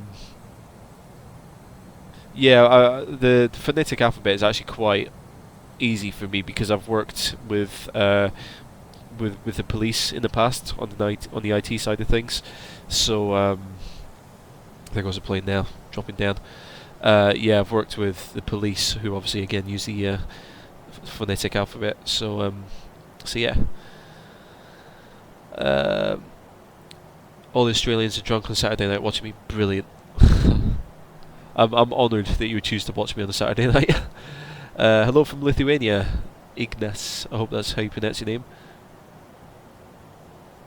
What do I do for day job? I work in IT support, so I fix computers for a living. It's not as fun as it sounds. Is this a standard Steam version of FSX? No, I've got quite a few add-ons that I'm using in this one. This plane is an add-on, the scenery is an add-on. The airport that I'm landing at will be default. Yeah. Can I say the phonetic alphabet right now? Alpha Bravo Charlie Delta Echo Foxtrot Golf Hotel India Juliet Kilo Lima Mike November Oscar Papa Quebec Romeo Sierra Tango Uniform UV Victor Whiskey X-Ray Yankee Zulu. I think I got that all right. I know each word for each letter, but doing it in order, like I don't even know my regular alphabet, so doing it all in the correct order. Yeah, I'm not sure. But yeah, I know. Gamma. Yeah, it's not the best career or the best industry, is it? Yeah, DBA Delta Bravo Alpha. Yeah. Have I ever flown on VATSIM? I have once. I did a VFR flight on VATSIM. I had no one to talk to though. But yeah, I don't usually fly on those kind of ATC services.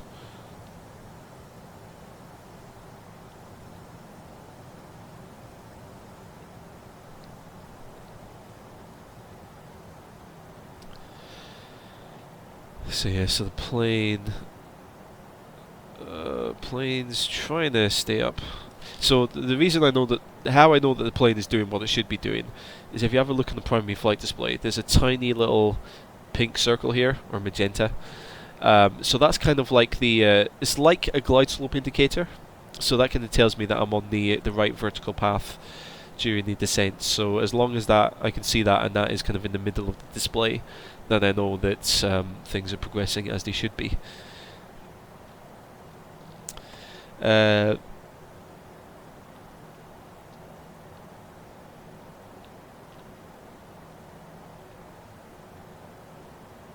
hey, hello from Holland. How's it going? Good to have you along.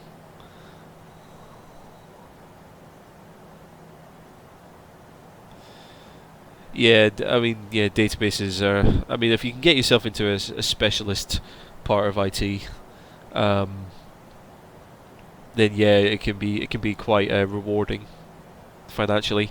But yeah, working as a first line or second line support analyst, not so. Do I have any licenses? No, I don't. I do want, like, if I can never afford to do it, I would love to get a PPL, a private pilot's license, which would allow me to fly, the small single-engine propeller planes. Um, but yeah. What does the plane look like from the outside? It looks like that.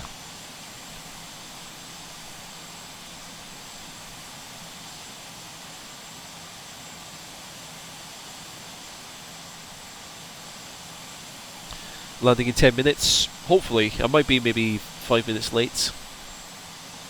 Depends how I have to fly this manual bit of the approach at the end there.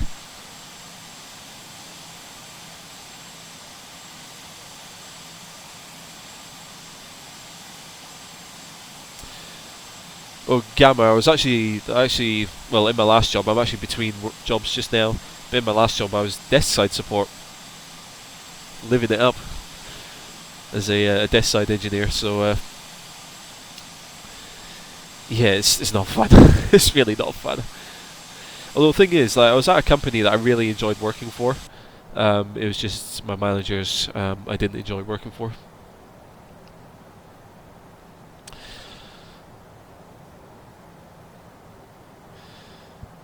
Yeah, yeah, support is not the best. Okay. What I'm going to do is I'm going to put out the speed brakes just to help the plane get down a bit quicker.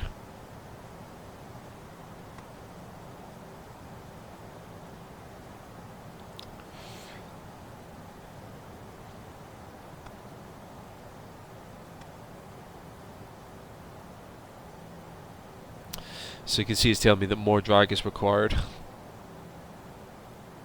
So I need to try and get the speed down, because the plane is going to nose down quite sharply in a minute. Hey, there's Geneva down there, right in front of us. I've got a lot of altitude to lose really quickly. Do I have any weather add-ons? Yes, I use Active Sky Next and Rex.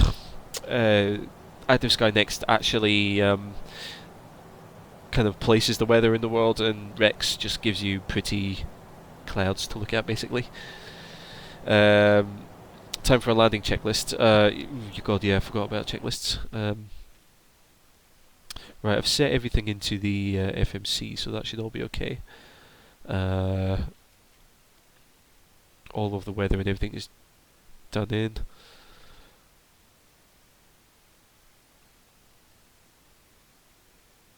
Yeah, so we'll see.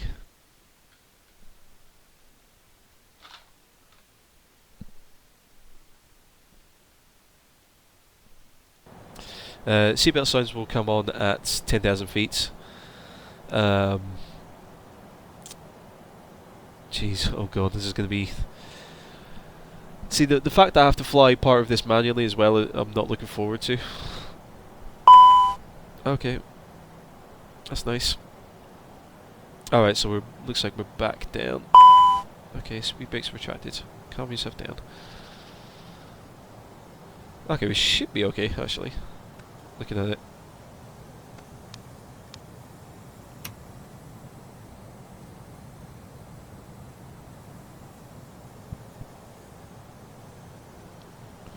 We might be okay, actually, come to think of it.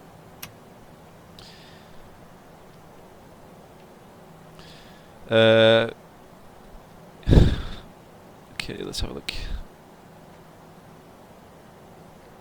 So just catching up with the chat here.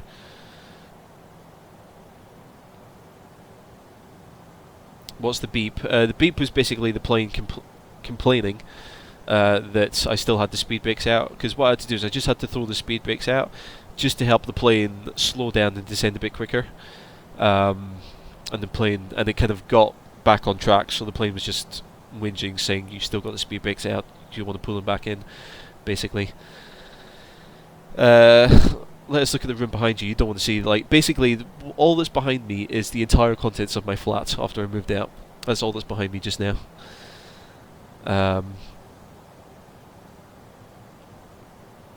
Is there some way to reach me? Yeah, I've got my business email on the about page of on my YouTube channel. So if you want to contact me, you can hit me up on the email there.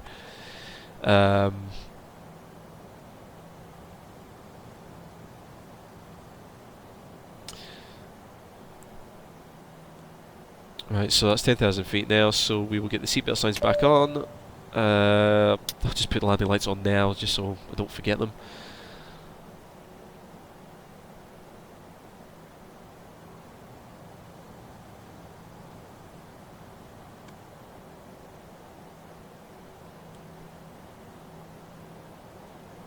So I'm frustrated that I need to...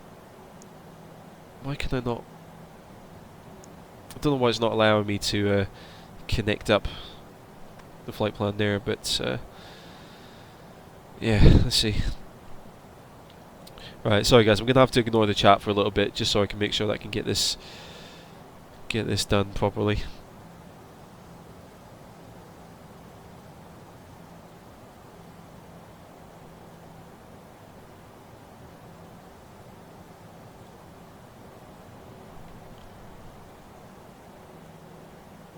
Gosh, coming down over that mountain there.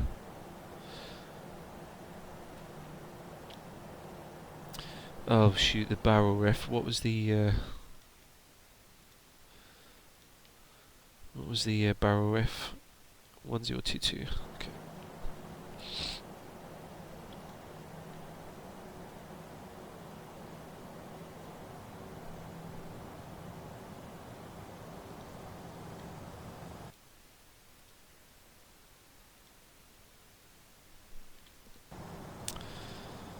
Okay, so I need to start.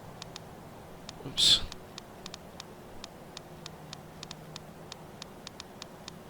Right, so we're going to start setting the speed manually now. Heading.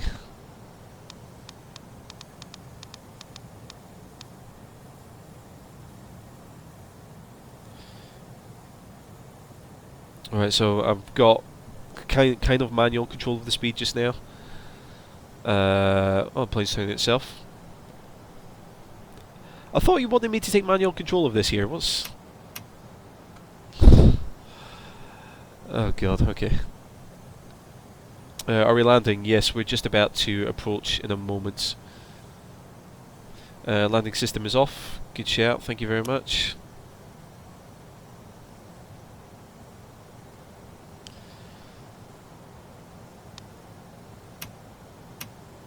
Oops, need to be wiggle speed.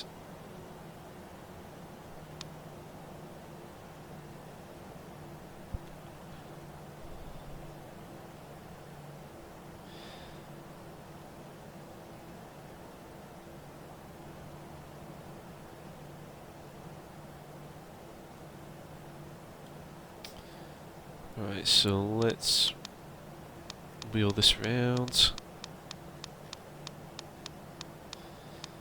Get ourselves onto an intercept angle.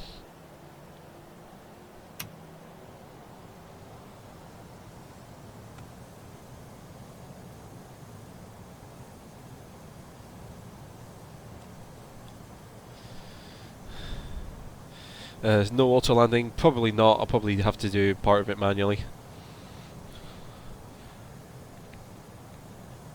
No, I should keep the heading coming around.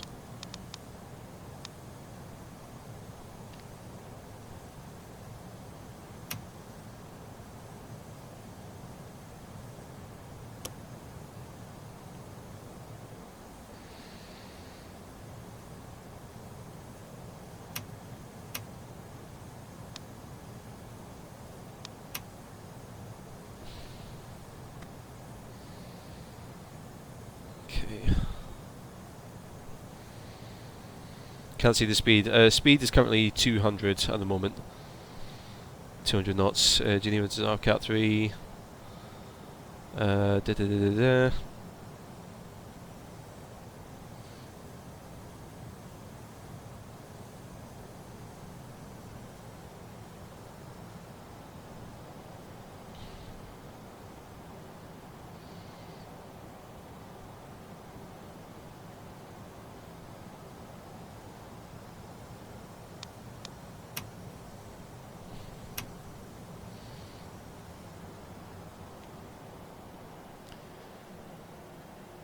Okay, so I'm kind of missing that first waypoint there. We're just dropping down to 6,000 feet now, hopefully.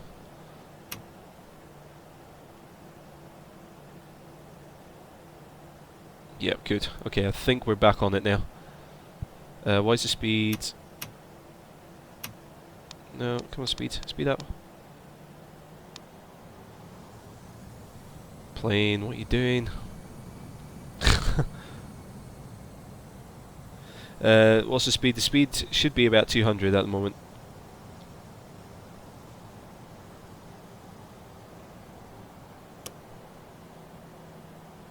According to this, it is a Cat 3 airport, so looks like we're all right there.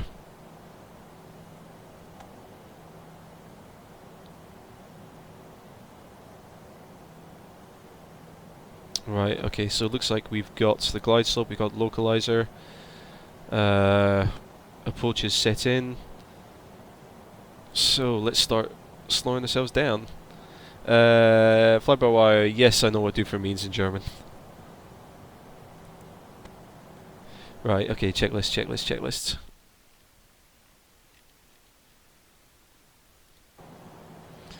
Okay, so let's do this. So, set the first stage of flaps. Start dialing the speed down.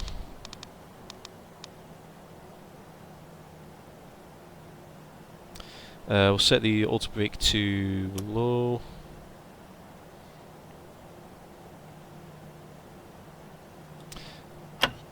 Arm that.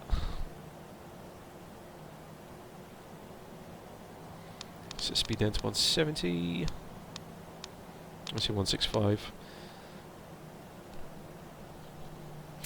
Where did I get the A319? I got it from Aerosoft, the Aerosoft website. Flaps down to 2. Which airport am I landing at? Geneva.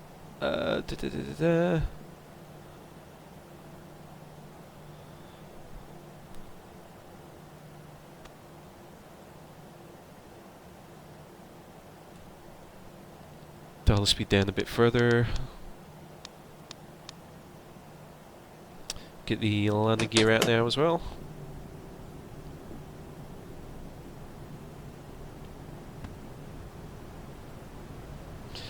Well, set landing lights on. Don't need runway turn-offs because it's daytime.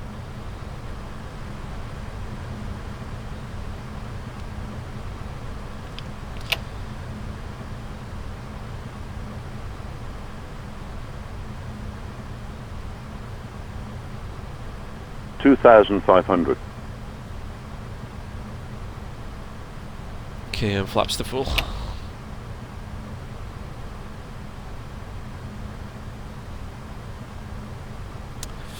Okay, wish me luck, guys. Okay, so taxi lights, lights are done, flaps are full, gun spoilers are armed, all throttles on. Okay.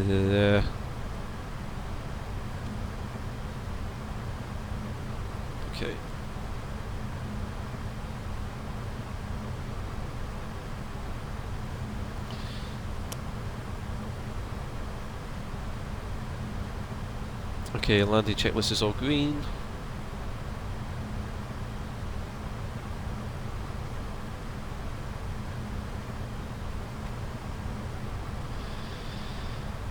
Please smooth line. Seatbelt lights are on. Yeah, seatbelt lights are definitely on.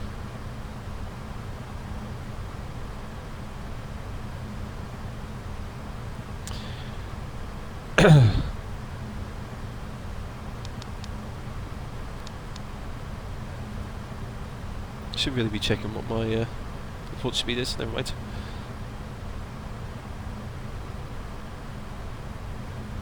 Right. That's fine. It was just me disconnecting the autopilot. That was to be expected. So I'm now flying this manually. Auto throttles are still set, but this is me flying this manually now. I shouldn't really have to do anything because the plane should take care of itself.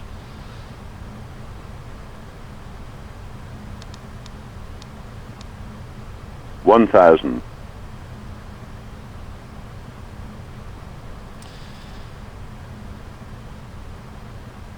Okay, let's say hello to Geneva.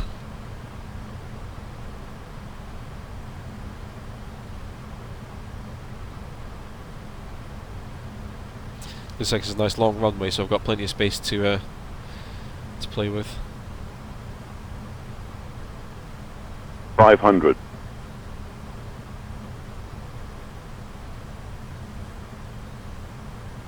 400. 100 above. 300. Minimum 200. Okay, just a slight wiggle. 100. Okay. Get ready on the throttles. 70. 60. 50. 40. 30. 20. Retard. 10. 5. Oh, floating it, floating it. Come on, down you go. There we go, I'm down. Throw out the reverses as well, just to be sure.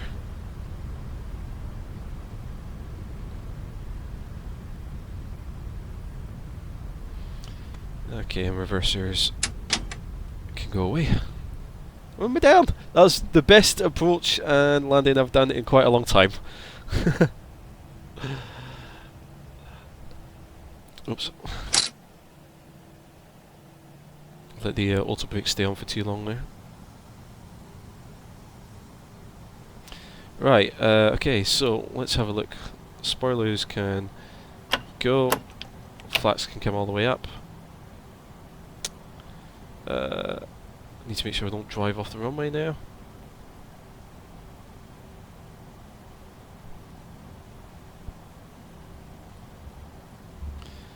And we'll take this exit here and we'll head back to the terminal.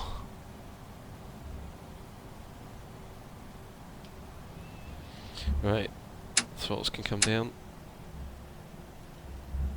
Okay, hang on. Right, landing lights can come off. I can come to taxi, strobe lights can come off. TCAS can go off. And let's see.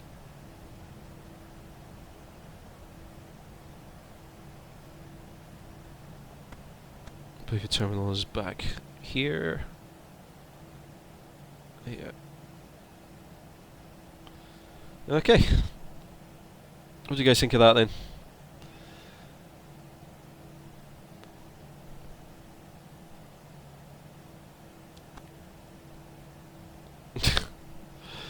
Everyone's freaking out as usual, as per usual. Let's see, what other cleanup do I need to do?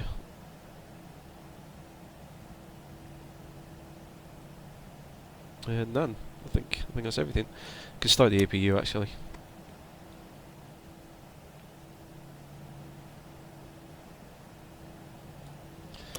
Don't know if I really need to start the APU, but we'll do that just to be on the safe side.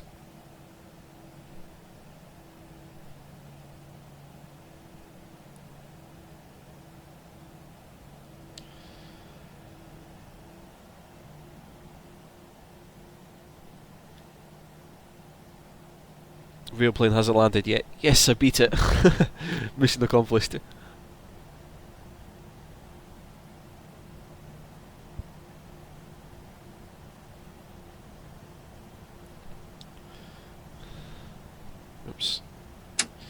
Going a bit too quick. I'll just park up at one of these parking spots just here.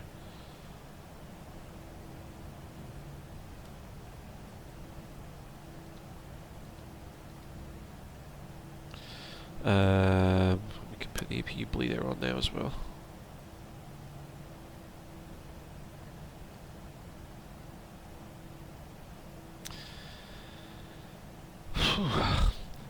Yeah, I've seen a few comments about the poppy lights there. Yeah, I didn't see any of them there.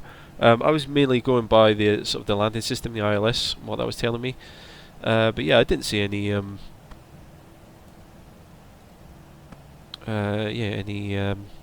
poppy lights there, unfortunately. Oh god, this is quite a interesting parking arrangement here.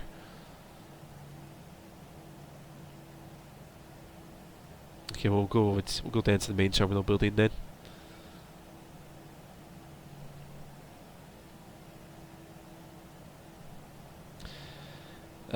Fly an A380. I don't have an A380, I'm afraid.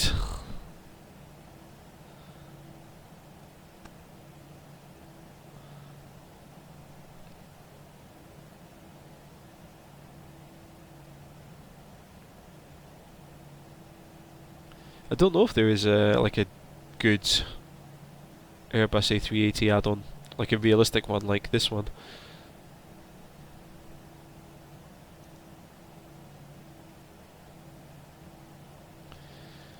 Right. Oh gosh, now I'll have to just jump to an outside view so I can deafen myself.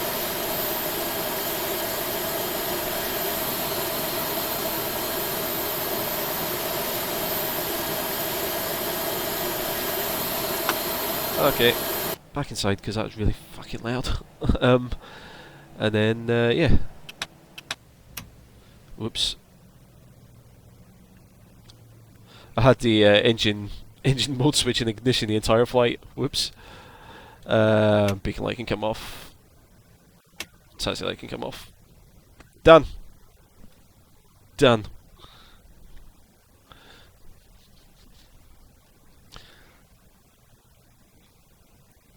Real world flights just touched down. Perfect. That's not too bad. That's not too bad. There you go. That is EasyJet flight 8486 from London Gatwick to Geneva in flight sim. So there you go. Oh man. Alwyn, why the bad quality? Internet connection. That's why the bad quality. Internet connection is limiting me.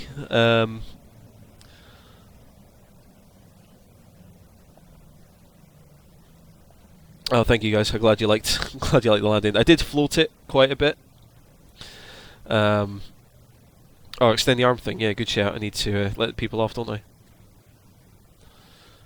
And there you go. Seatbelt signs off as well. That would help.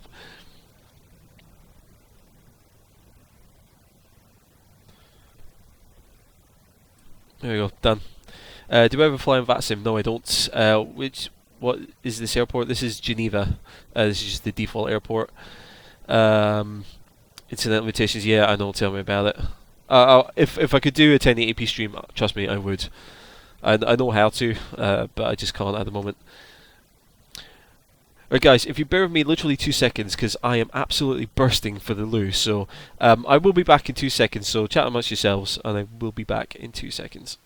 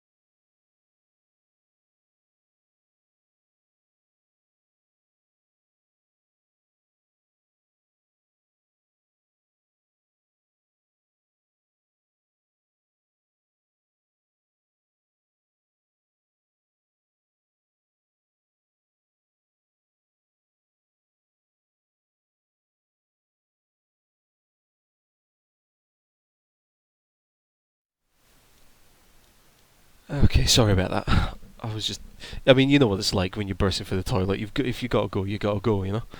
Anyway, just make sure my door's closed properly. Right. Hi, how's it going? So, whew.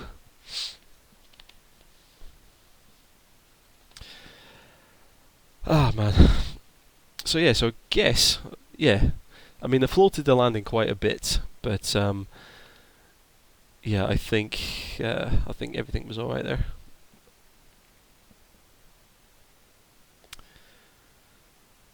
You're all talking about planes, excellent, good stuff.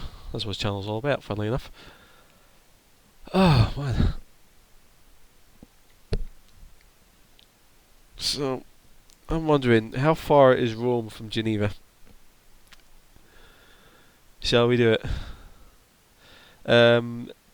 Yeah, Matthew. If you contact me through my business email on my YouTube channel, yeah, we can talk about Skype on there. Oh man.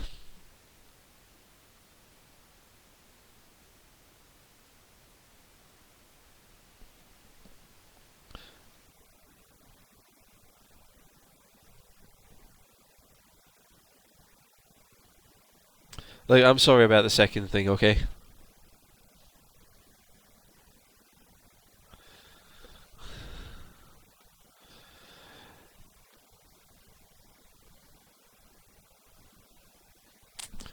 Yeah, I mean, shall we continue on to Rome, or should we just call the flight there, or should we call the live stream there? It's completely up to you. Now fly back. Nah, nah. I still need to have my lunch. I'm getting hungry. Did I shut down the engines? Yes, I shut down the engines. I've got the APU going at the moment.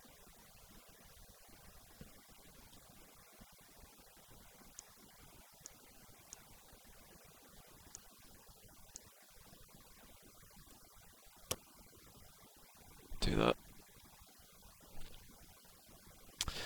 Yeah. Cool. Yeah, the APU is running, and I've also just plugged in the external power supply just now.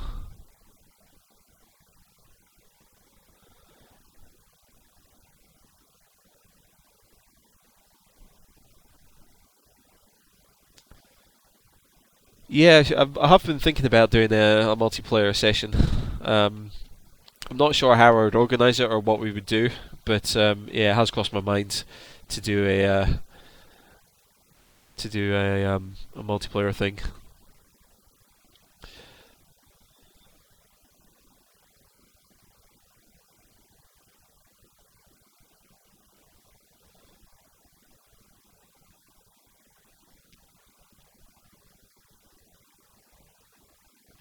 Go to Rome. Okay then. Well, I did say. Yeah, I mean, there was the voting was pretty even between Geneva and Rome when I first started. So, and I did say, should I go to Geneva first and then continue on to Rome? So we'll do that. So I'll fly to Rome and then we'll end the stream there.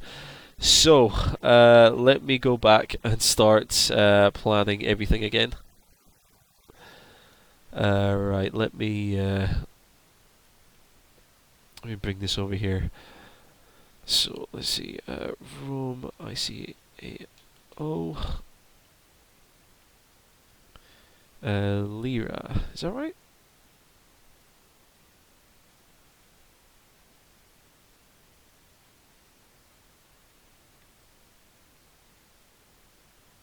What's the main airport?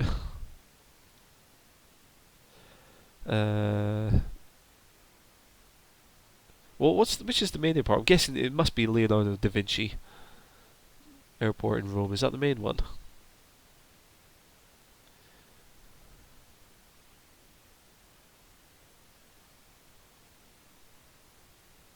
I'm guessing one of the busiest airports in Europe by passenger traffic. Okay, so that is LIRF. Okay. LIRF. Right, so if we jump into sim brief, let's see, we want to do a new flight. there probably isn't a real world flight that goes between the two, is there? I'll just make up an EasyJet flight then. Let's see, EZY 123 departs. Was it LSGG, which is Geneva, arrive at LIRF.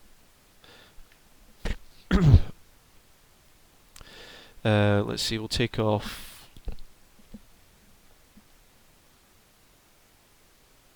I'll try and go for a half past. We'll do a 1335 takeoff. We're in an Airbus A319. What are we departing? We'll be departing runway 05, arriving 34. Is that right?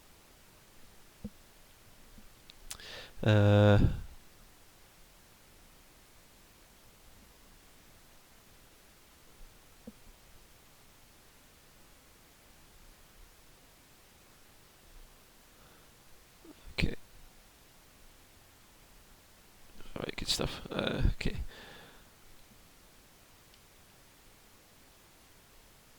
So there's a few minutes. Okay, yeah, cool. Okay, yeah, so we are going to the right one then. Need to find some charts for LIRF. RF METAR. Just so I can get an idea of the weather at Rome at the moment. 0209 knots. RF charts.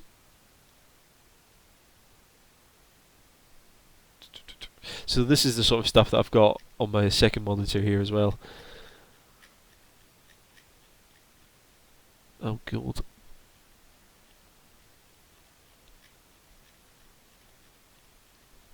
I just want an aerodrome chart so I can get an idea of what the airport looks like.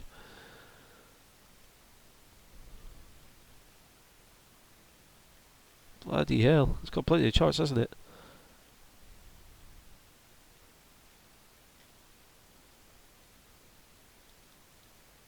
Jeez, okay, this is a big airport. I didn't realise it was so big. Okay, forget it. We'll figure it out as we get along the way. Passengers auto, cargo auto.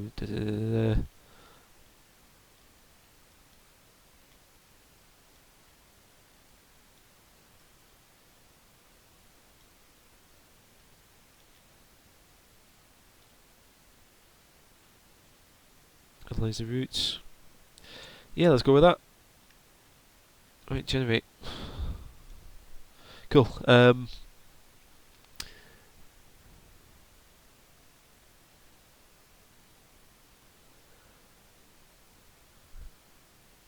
Cool. Yeah, everyone's kind of everyone knows my story now with the live stream and stuff and what add-ons I use.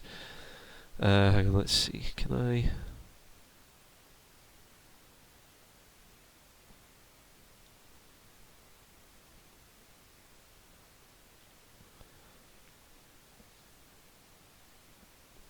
Cool. Right. Okay. Right. So we've got our flight plan there. I need to hurry up because I said I was going to depart in about 15 minutes. Okay. So. Let's see. Aircraft doors.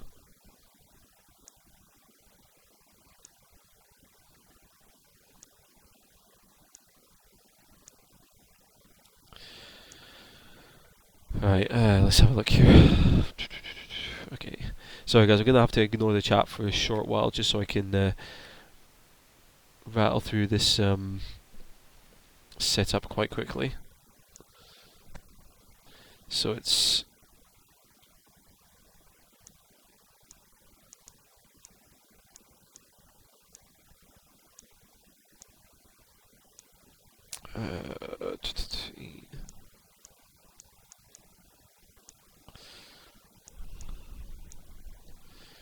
cruise altitude will be flight level 370 apparently.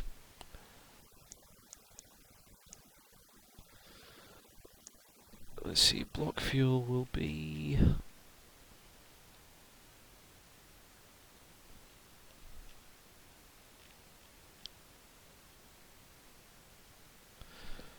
Let's see.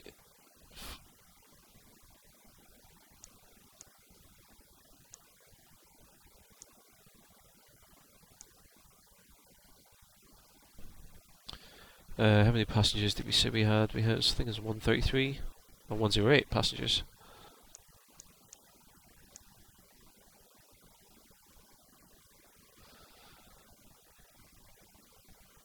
Block fuel was 5.6.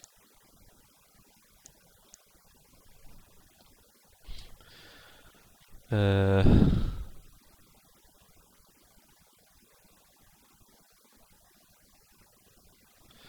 you all talking about drink now?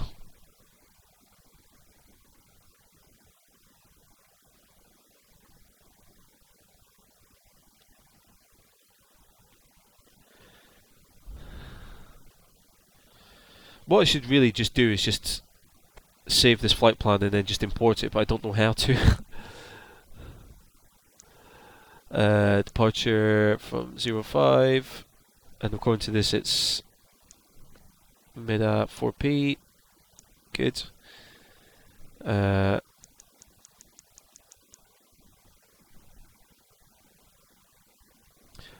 Alright, Pattern, thanks very much for coming along. I appreciate you watching and everything.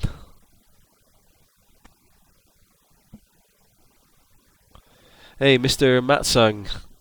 Thanks for coming along. Good to see you here. Actually, yeah, this is the second flight of this stream. Yeah, so I have to just like ignore the chat and just get on with this because I said that I was going to be leaving in about 10 minutes, so I want to make sure that everything's set up and ready to go. UM 730 to Nitam, and then we'll insert that because the next leg of the journey from Nitam is direct to Kodok. I guess that'll be that one there. And then from Kodok we take the UY11 to TOP, and then we take UL50 to ELB, then we take UL146 to LCAP, and then it hasn't given me my approach into Rome. Why haven't you given me an approach into Rome? Direct to LRF 34 right. Okay, well we'll figure out the approach once we're up in here. Right, so let's have a look at. Cycle that off, cycle that back on. We'll dial up to 370. We've got those all dashed out. Right, plan. Give me the plan. So just making sure that the flight plan makes sense. Yeah, looks about right. Cool. Right, go back to ARC. Fuel is still being loaded on. God, okay. Right, I think we're all okay-ish for now.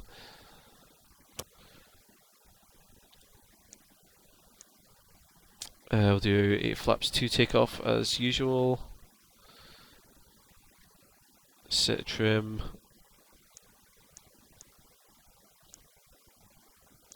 Yeah, cool. Right. Sorry. How are you all doing there? Let's have a look here.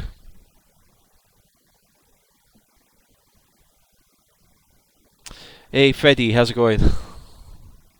Boring FMC stuff. Yeah, I mean I had to just concentrate and get it out of the way because I planned to be leaving in about 8 minutes, so I just wanted to kind of focus on that and get all of that out of the way.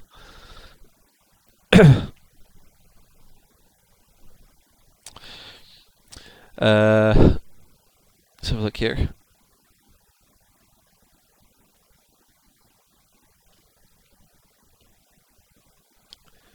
So you're all still talking, good stuff. Oh gosh, getting tired, getting tired. Good thing these planes fly themselves, pretty much. Right, I want to find, where's my checklist gone?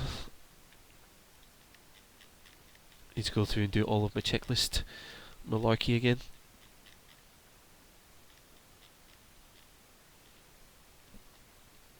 Okay, right. So flaps are up, speed brakes up.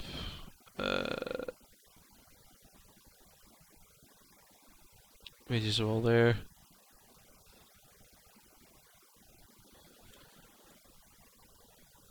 Let's see, fuel is all on board. APU should be running, isn't it? Yeah, okay.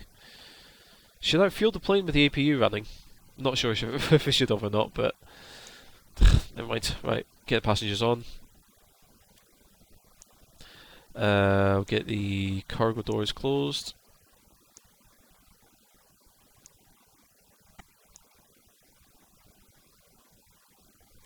What we'll do now is we'll also take out the ground power. Get rid of that.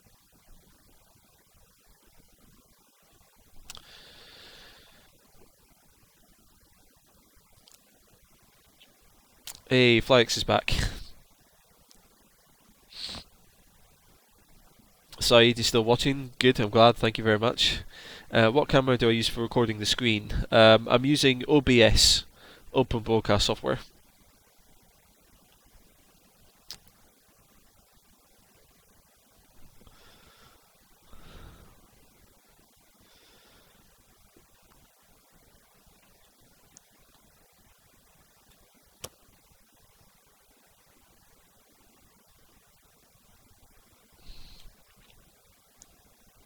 Let's see. Oh, geez, passengers are on already. Oh, good stuff, right. Okay. I think then, let me just run through the checklist very quickly and then we'll get on the move again.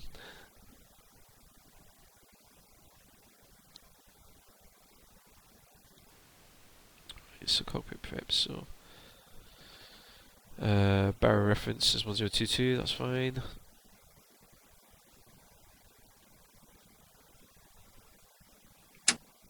Thrust lever is to idle.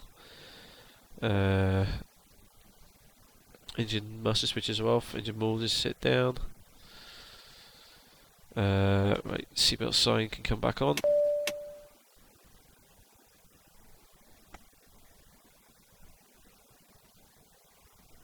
Fuel pumps are all on. Flight planning's all been done. Right, okay, let's close up this last door and get a move on.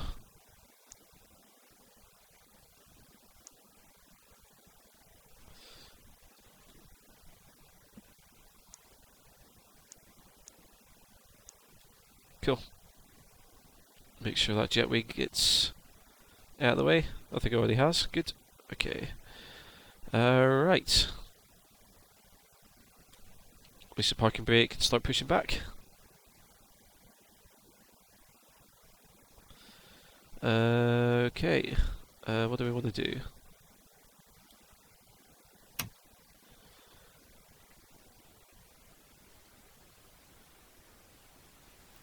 Okay, we'll start engine 2. Hello Toby, how's it going? Why did I go with Easy 123? Because I don't know if there's a real world flight, which one's between Geneva and Rome. So I just made up one, basically. Because I wanted to kind of like do this turnaround really quickly and get back up in the air and get flying again.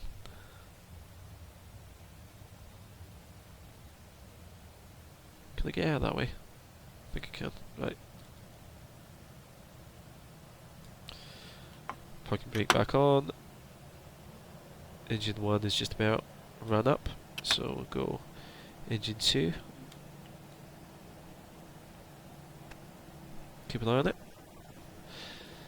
What's the flight number we'll be doing? I just went for Easy 123 because, yeah, I just, as I said, I just wanted to turn around and get back up quickly, so I'm not following a real flight at all.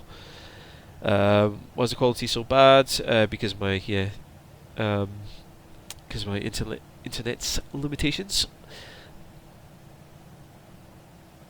Matthew has to leave. Thank you for coming along, Matthew. And yeah, if you shoot me an email, then yeah, we can talk there. Sean, yeah, the video will be sort of on demand on my YouTube channel this afternoon, probably in a couple of hours once YouTube's finished processing it and everything. So you can watch it back then. Right, so engines all started. So control check.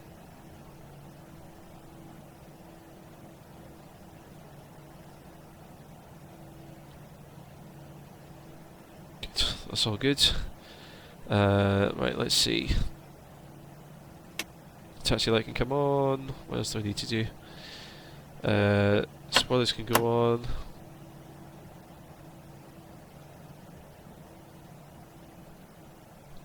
I think that's all I need for now.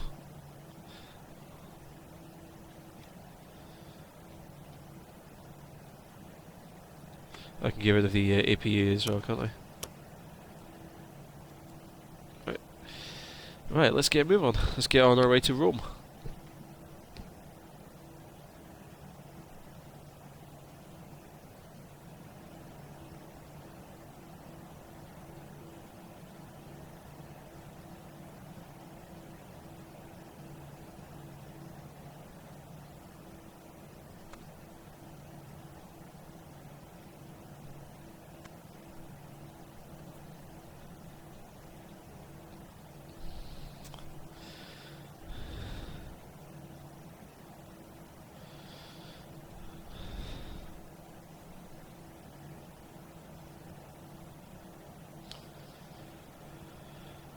Okay, how y'all doing? Kitty's got to leave. Okay, well, I mean, stick around for the takeoff, and then, yeah, we'll see you on your way. You never know, something, I might screw up the takeoff, so... Just set the flaps up to 2 for takeoff.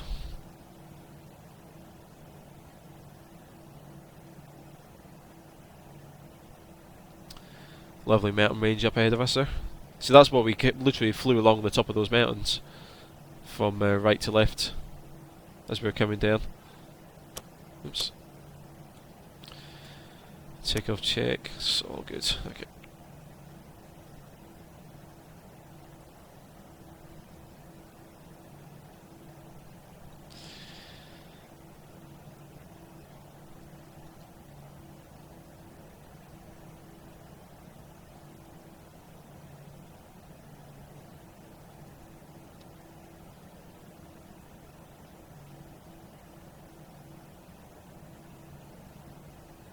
Okay, right, good. Lined up. Now I can concentrate on reading the chat for a little bit. Sorry guys, I didn't realise I haven't talked to you for, feels like ages. Got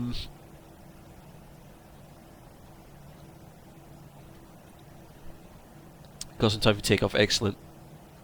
Chris, if you have a look at the About page on my YouTube channel, you can see all my hardware specs on there. The basics are an i7 processor, I think it's a 4770K. I've got a NVIDIA GTX 780 Ti, a graphics card, 16 gigs of RAM. Those are probably the main specs you'd be worried about. What about proper N1 setting for taxi? Usually in the plane, well, for this Airbus, you just go slightly above idle, just to get the plane moving, and then you can actually hold the throttles at idle, like that. Like every time you hear it click, like that clicking sound, those are actually like detents. So those are like preset positions of the throttle levers. If you move that back into idle after you start moving, then the plane's got enough power just to keep itself chugging along at a reasonable taxi speed. So that's how I taxi in the Airbus, at least.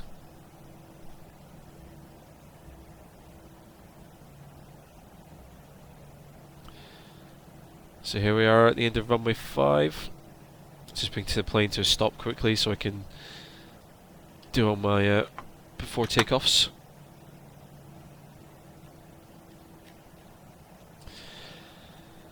Right, so we got green on there. Could do lights.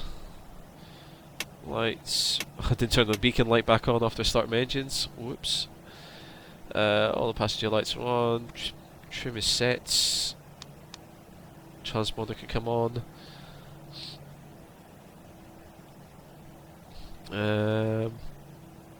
Yeah, I think we're good to rock and roll.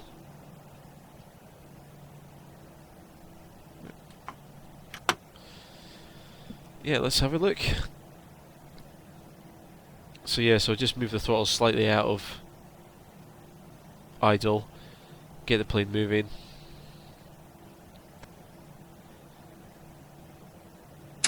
And then move it back into idle. Rudder pedals with the joystick or not. I personally don't have rudder pedals. I wouldn't mind having like a yoke controller and a pedal set, but I just deal with a joystick at the moment.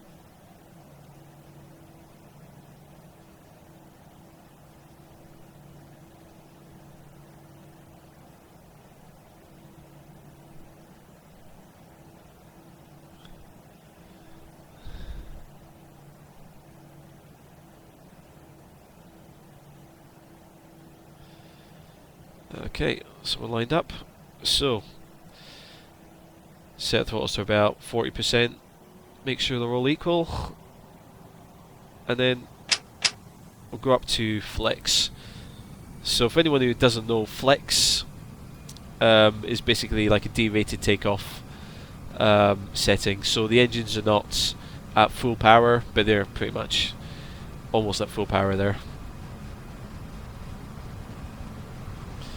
So passing V1, rotates, and we're there at V2. Gear up.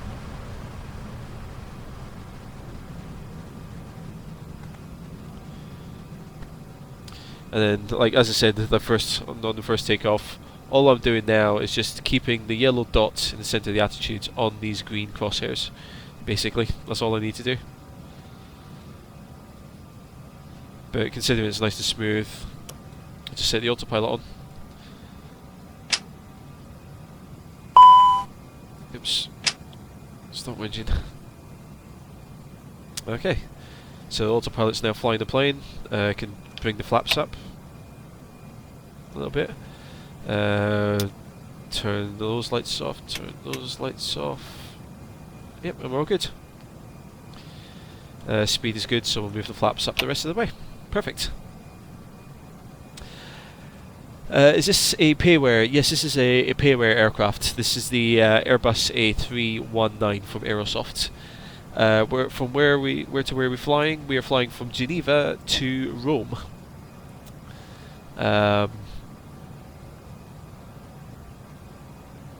Yep.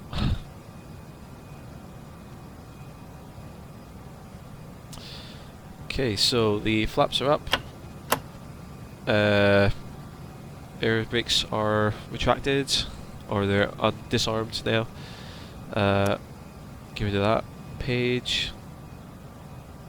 And yeah, autopilot's now flying the plane, so I don't really need to worry about much.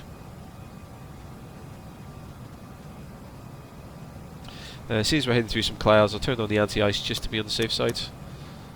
Should be okay, but we'll turn it on anyway, just to be sure. Alright, Kitty, thank you very much for coming along. Glad you like the stream. Am I using an EFIS display? I'm using something similar. In the Airbus they're called an ECAM. But they pretty much serve the same purpose. I think it's just a difference of naming convention between Boeing and an Airbus.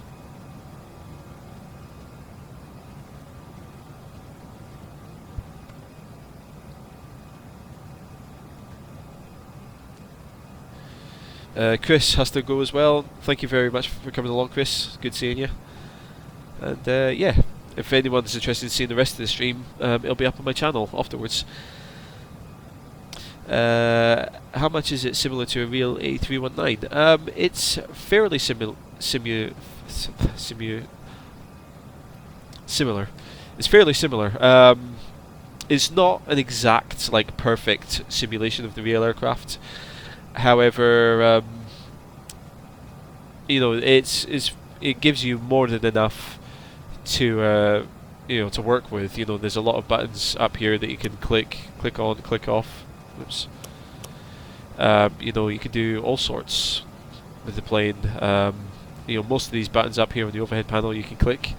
Most of them actually serve a purpose as well. They're not just like, oh, pretty lights. You know, it actually does, you know, serve a purpose. So, you know, this plane, if you're interested in learning to fly something like an Airbus, this plane, you know, gives you more than enough to work with.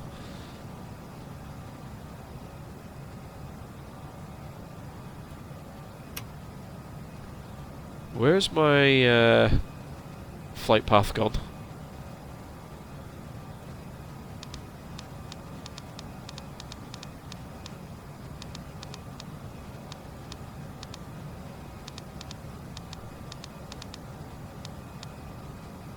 Where's my flight path gone?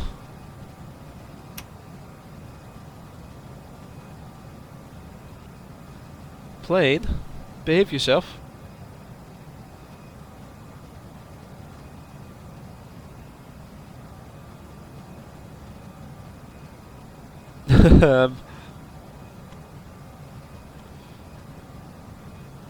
I don't know why plane didn't automatically turn just then. But we shall find out shortly.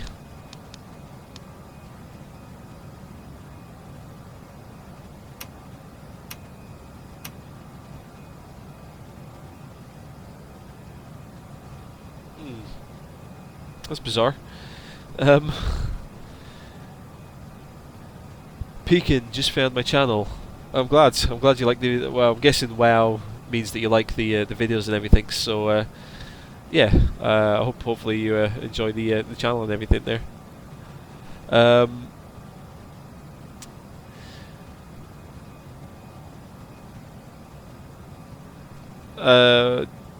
Which buttons do you mean, Gonzalo?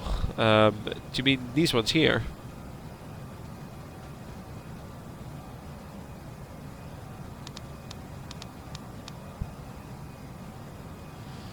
Hang on, let's see.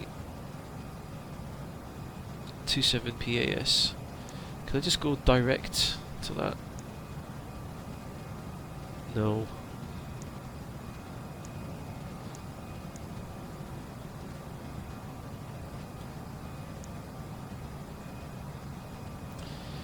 Is there a way I can just tell the plane just to go direct to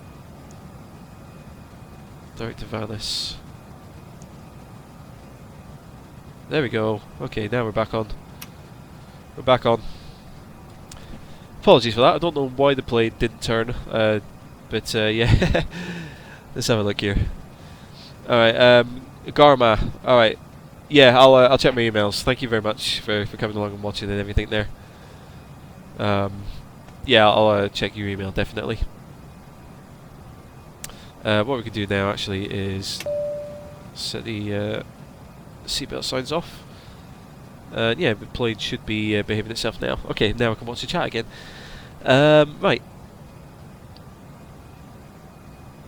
Check there, no discontinues. Ah, that's a good point. I didn't actually check. No, I did check a plan, I'm pretty sure.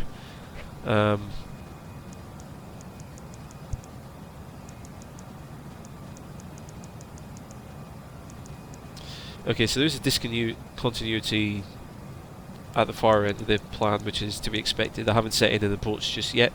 We'll worry about that a bit further down the line, because I need to read the different charts for Rome and figure out what runway to land at and stuff. Is that what I call dead reckoning? A little bit, yeah. What I did just then was basically I knew that my flight path was kind of behind me and to the right, so I just turned the plane manually onto a path to sort of re-intercept that, and then I told the flight computer to fly directly to one of the waypoints along the flight path there, and we should be back on there. No, plane's not lost. We got it. Yeah, Henry, I think I've got the direct there now.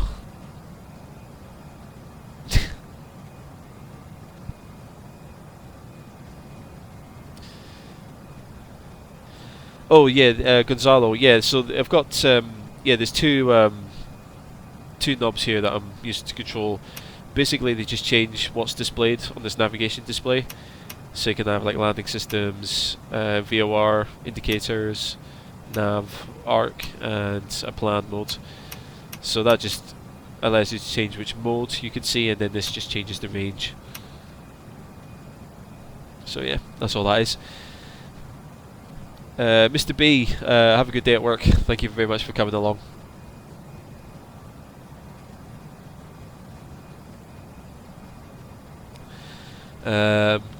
Love Gordon Ramsay's language. Yeah, I was actually watching Kitchen Nightmares last night. I was watching the the episode with was it Nino or something. It was quite funny. And then there was another one where I can't remember the name of the town, but like it was one. I think it was season 6. And like a really arrogant restaurant owner. He had like his own ranch and stuff. And yeah, that was hilarious to watch. CDU, hello, how's it going? What's the flight route for this flight? This is Geneva to Rome. I don't know if the route has got a specific name. We're just flying from Geneva all the way down to Rome now. There should be another 1.5 hour flight. This is saying that we're getting in at 14:36, so about 50 minutes. Maybe, yeah, about an hour this flight will take. So it should be good.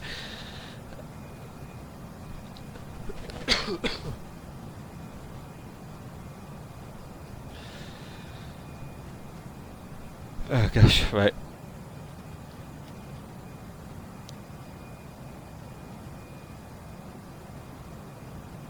Devnall.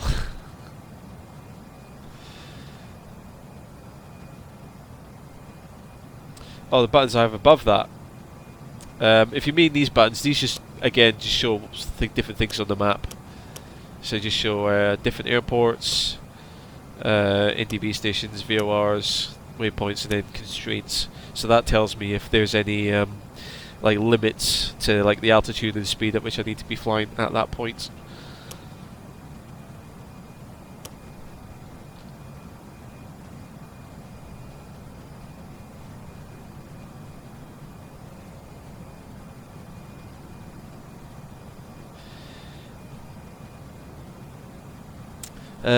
Rion, waiting on a new tutorial. Well, I put out a video today about airport aprons, so that's kind of like this weekend's tutorial video. I'm going to be doing a tutorial on the flight director for the next video. So, for anyone who... I can probably talk about it briefly just now. So, basically the flight director is like a crosshair, which shows up on your attitude indicator, and that basically helps you guide the plane on a particular trajectory. So right now the plane is climbing.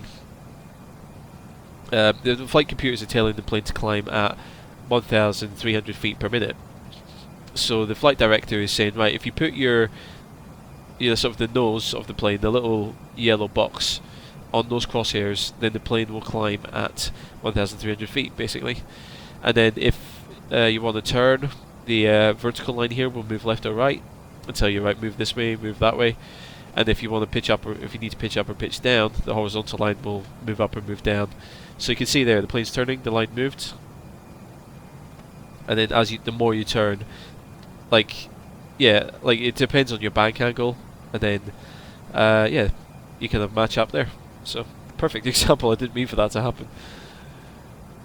So that's a very very basic look at the flight director. Obviously, I'll be doing a bit more research on it, and kind of condensing everything into like a proper video for next weekend.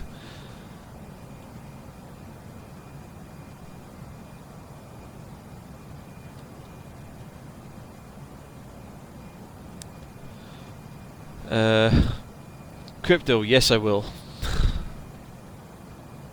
Martin, how's it going? Glad you're finding the video awesome.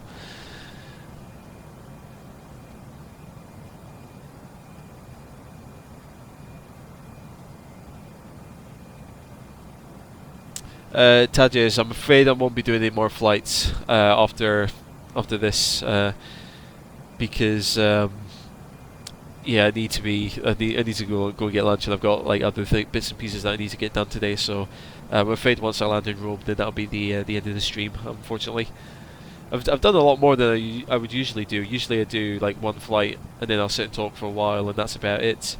But you guys are lucky I've given you 2 flights, so yeah, I hope you enjoy it. Why do airplanes use feet? Some airplanes use feet. I know in Europe and America they use feet. I don't know why that's the chosen altitude measurement or the unit of measurement, but they use feet. However, I think in the Eastern Hemisphere, I think they actually use meters. I believe planes flying through Russia and China and areas like that, I think, have to use meters for altitude. I might be wrong, but I think some countries still define their airspace and their airspace and kind of altitude constraints in meters.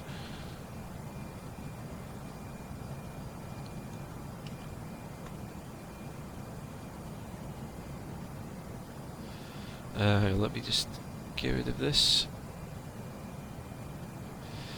Can the Airbus family show the weather in any screen? Yeah, normally it would show the weather radar in here. I'm not sure. I think I just don't know how to use it in this plane. But this is the control panel for the weather radar, and for some reason I can never get it to show up properly on this display. But usually it does come up on the navigation display there. We left Gatwick. We started off in London Gatwick, and it was raining. But even then, I still couldn't get anything showing up on the weather radar, so I'm not sure why that wasn't working properly.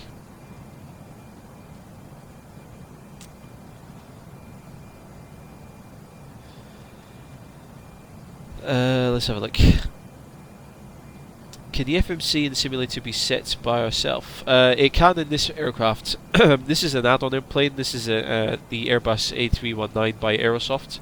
The default planes in FSX don't have an FMC, but a lot of the good quality add-on planes do have one. So, and yeah, they're fully customizable. You can do anything and everything in them, really. This plane only has like one properly functioning FMC. The second one is basically like an options menu for the plane, so you can go in and change like volumes and all sorts of things like that. So that's not realistic. But this primary one here is realistic. Well, it's fairly realistic. It doesn't give you every single option and function that you'd get in a real plane, but it's good enough for someone who's a flight simulator enthusiast. Oh gosh. Where am I flying over right now? I believe we're flying over Switzerland. Let's have a look. I'll see if I can find airports.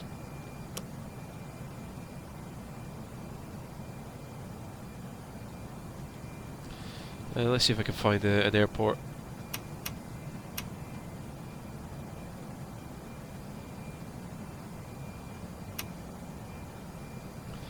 LIMF. Let me see where that is. LIMF.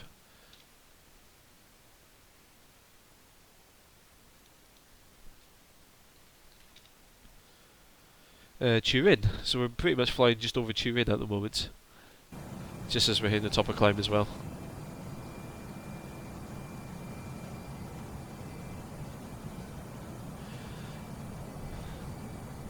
I'm the Jesus of flight simmers. Oh, thank you, Linny. I'm glad you like the videos, and yeah, I hope that they're doing good for you. What are the white and red things on the centre pillar? I think those are kind of guidance. I think that helps the pilot get their like seat position just right. So I think the idea is that you should be able to see one white ball and then just the red ball. You shouldn't be able to see, because basically on the other side of that there's another white ball. So I think it's just like a little marker to help the pilot get their seating position just right. It's kind of like a little visual kind of guide thing. Jeez. Tajiej, 3 hours. Yeah, I'm afraid I'm definitely not sitting around for another 3-hour flight, I'm afraid. What's the back course? The back course, basically when the runway has ILS, which only works in one direction, then you can use the back course and you can fly like the wrong side of the ILS, if that makes sense. And yeah, it's basically because some airports, most airports have an ILS at both ends of the runway, and they send a signal down the runway and off in the other direction. But sometimes an airport will only have an ILS pointed in one direction, so a back course allows you to fly the sort of the wrong side of the ILS, and it doesn't give you any glide slope, but it gives you localizer, which helps you line up with the centre line.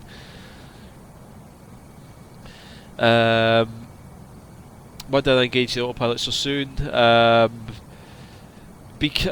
mean, because I'm like trying to live stream and chat to you guys as well, so I can like talk to you guys and stuff. It does make for a boring flight, I know, but it's kind of more so I can kind of talk to you guys and focus on the chat and focus on other things as well, like while I'm flying, basically. Oh gosh, TechZek Gaming, hello, how's it going?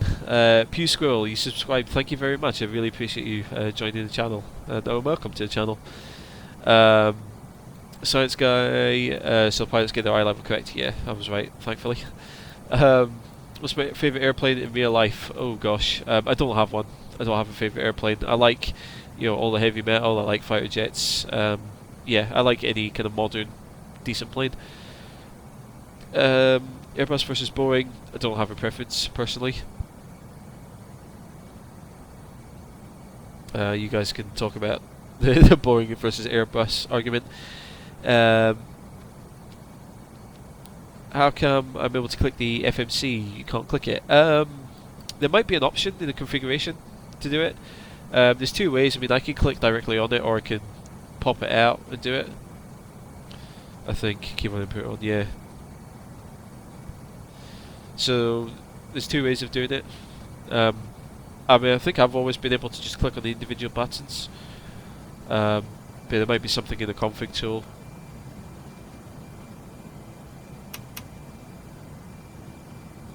Oh gosh, it's top of descent already, only 160 miles out.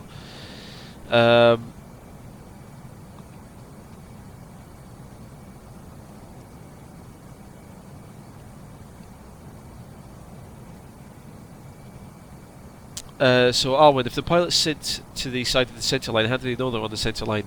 It's basically just practice, because these guys would have been flying like in tiny little planes, so they're used to like sitting just a couple of feet off the ground, So, but it's all like a matter of perspective. So you kind of learn, like if you're driving, you kind of learn where you sit on like a lane, like you used to see the two lines either side of your car.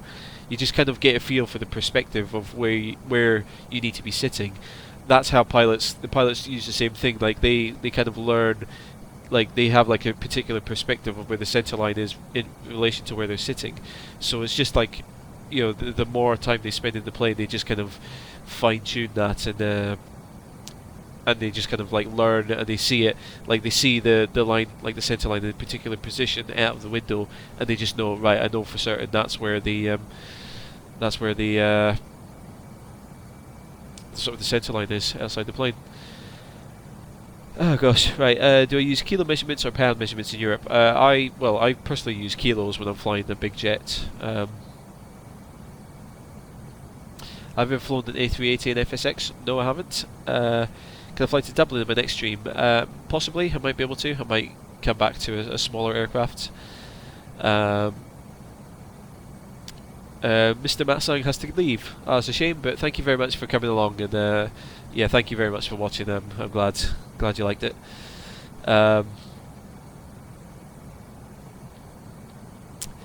Jammy Plane, how's it going? Good to see you here. Right. What I'm going to do is I'm going to start trying to figure out how to land at Rome. That's not Rome, I don't want to see that. Let's see.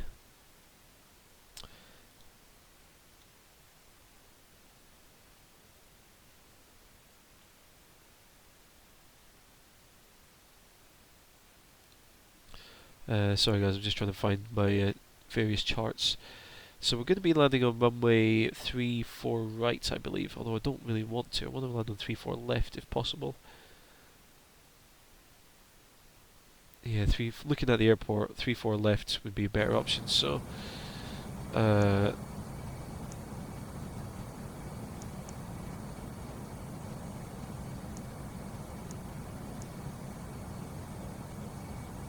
ILS 34 left. Now, how do I want to be approaching the airport? This is a good question. So guys, I'm just going to be like reading through various charts very quickly, just so I can make sure that I get the right approach into Rome here.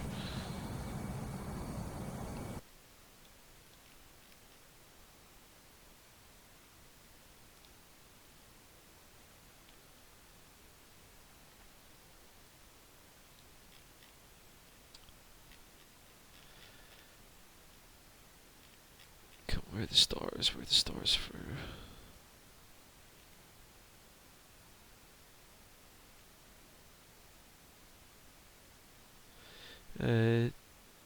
Tibber 3A looks good.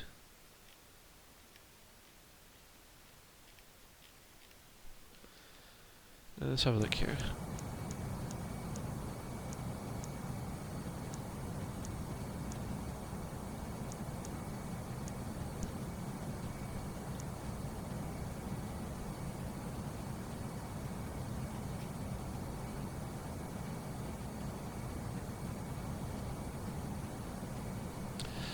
Let's have a look here. No, that's not the right one, but if I take Valma.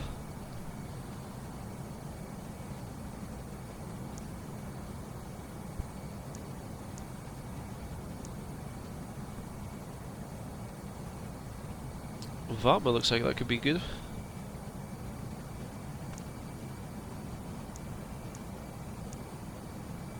I don't know which one I need though.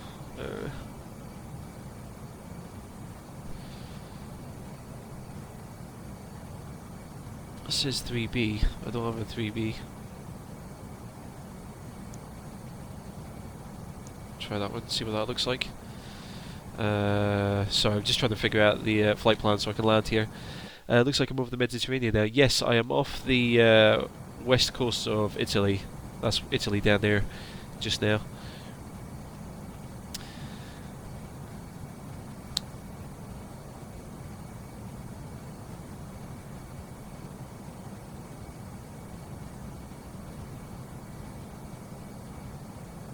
What's my favourite plane? I don't have a favourite plane as such. I saw someone ask for about favourite fighter jet. I'll probably say the Eurofighter Typhoon at the moment. As simple as that sounds. Yeah, like the Eurofighter.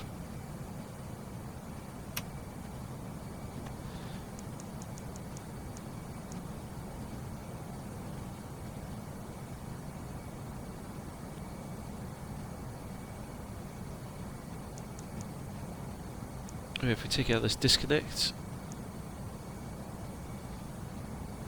I don't know if that's a good approach, but yeah, let's have a look. Oh, that'll do.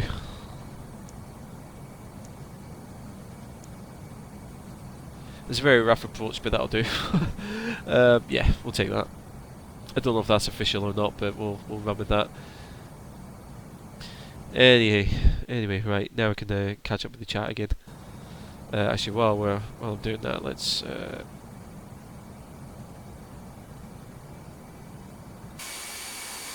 There we go. Interesting camera angle there. Um,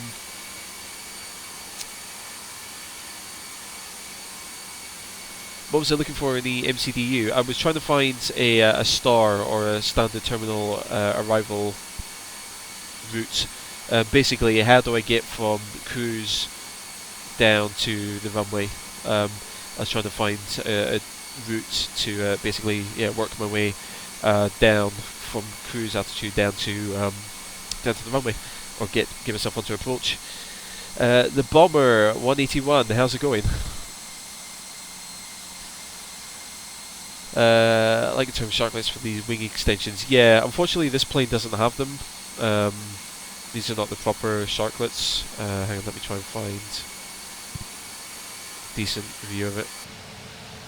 Yeah, this is like the older version of the Airbus. The new one's got like a kind of like a sweeping wing, so it kind of curls up into the winglet.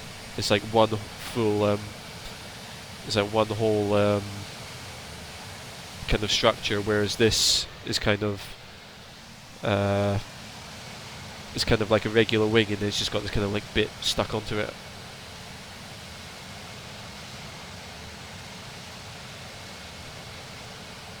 There you go, that's a decent view.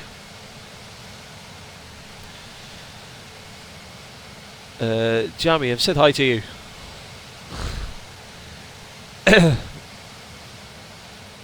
Steve Lim, is this a pair airplane? Yes, this is the Aerosoft Airbus A319, this one. Ryan, yeah, I might fly to Ireland or Northern Ireland, or the island of Ireland in a future video.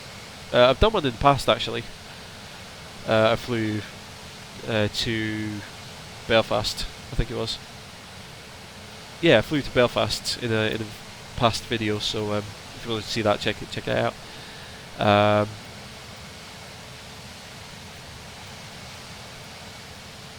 Alright, Bomber, thanks very much for coming along. You got your shout out, and then you leave.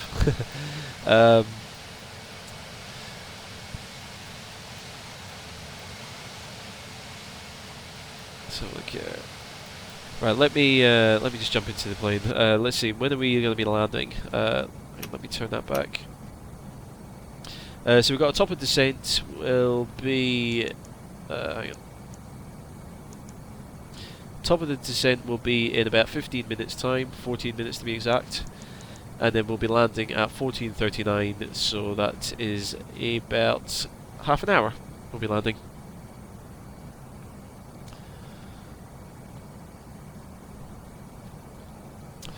Do I fly in the United States? Not really. I usually only fly around Europe, because the charts for the United States are scary and really difficult to decipher.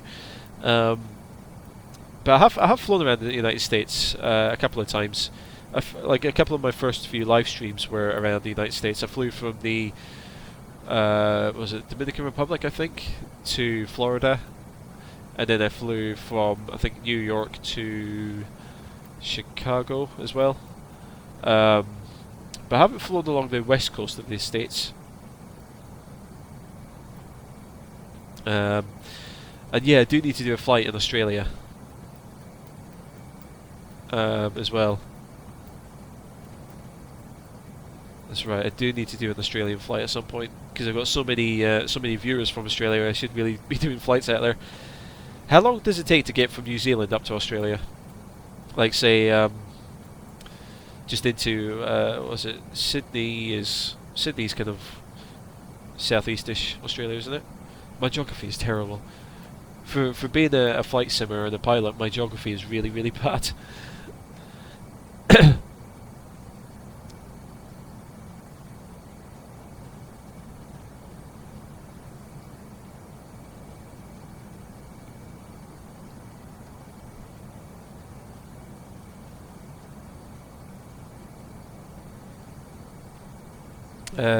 Steve Lim, am I flying offline or on VATSIM? I'm flying offline at the moment.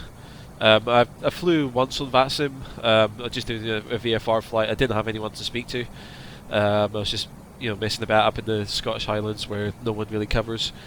But yeah, I mean, I'm not 100% confident. I'm like doing ATC chatter for real, so I don't usually fly on the one of the ATC services.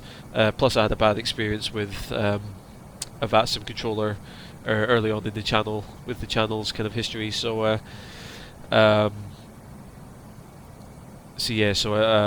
he really didn't represent VATSIM in the best light. So it's kind of put me off flying on VATSIM.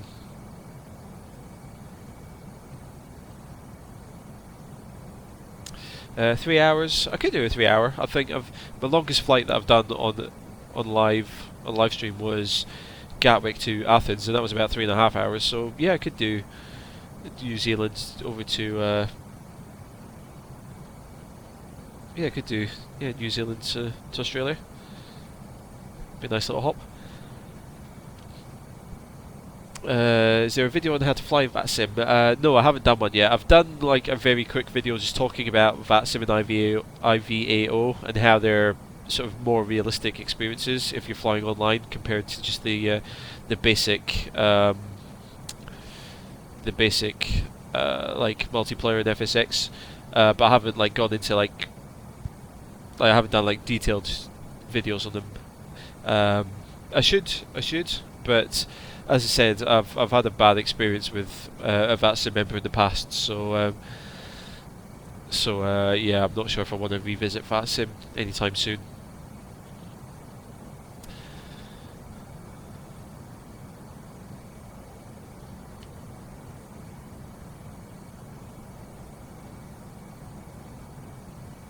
Great Barrier Reef. The thing is, I don't have any ground or environmental scenery for Australia and America. That's why I don't usually fly there, because the two like the big environmental add-ons that I use are UTX and GEX, and they both they change like the 3D mesh of the world, so they give the like mountains and that more definition, and GEX kind of just makes the ground textures just a bit more. Gives just a bit higher resolution, makes it just look a bit more sharper and a bit more realistic, and also does things like improves the land class. So so if there's a road in a certain particular location in real life, it will draw that road in FSX. If there's a town in real life in that location, it will draw the town to the right size and everything. So and I don't have those two add-ons I use are just for the European region, so I don't use so I would just have default scenery. Doesn't make much difference if I'm flying a big jet like this, to be honest, but I don't know, I might do a video. I probably will do a video, in the future. Airplanes tell me to get checked for STDs. No, it's not. It's a standard barometric pressure. Oh yeah, and sorry, the whole point I was talking about the scenery there was Camperman asking about flying a small plane over the Great Barrier Reef. Yeah, the reason that I was explaining the whole thing about the scenery there is because I wouldn't be able to see the Great Barrier Reef.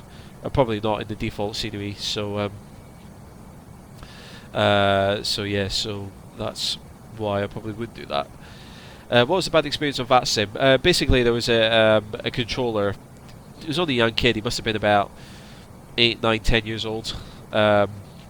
Who's a Dutch controller on VATSIM. Basically, he came onto the channel and started cursing and making fun of all of my viewers and making fun of me, but I don't care about that. But he was saying, "Oh, you're all shit. You're all noobs." Da da da da. So I probably banned him from the channel because I can take criticism. I don't mind. People saying, "Oh, the audio in your video was awful. Sort it out for the next one." I don't mind. I can take all that sort of stuff. But people just coming in with just senseless anger and stuff like language like that. I don't care for it much at all. Particularly if you're trying to make fun of the viewers of my channel who are just trying to learn and trying to improve themselves by understanding aviation. I'm not standing for that, so I banned him. And then I went to VATSIM. I went to the I went to the VATSIM. I think it was Director of Conflict Resolution or something.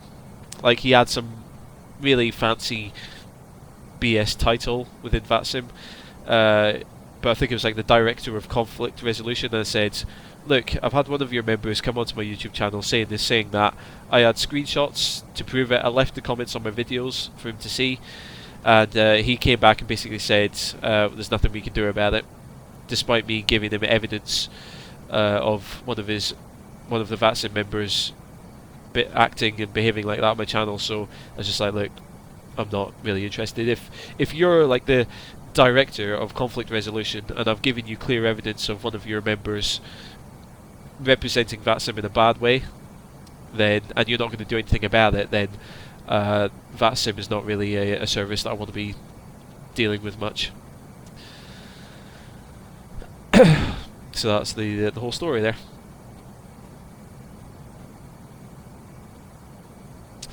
What's the cost index in the MCDU? Cost index is basically it's basically a performance indicator. Airlines use it as a measure to tell the plane like how fast to fly, how quickly to climb, how much fuel to use. The lower the cost index, the slower the plane's going to perform. Basically, the higher it is, the better the plane's going to work. Is this an Airbus, Chris? I'm afraid it is an Airbus.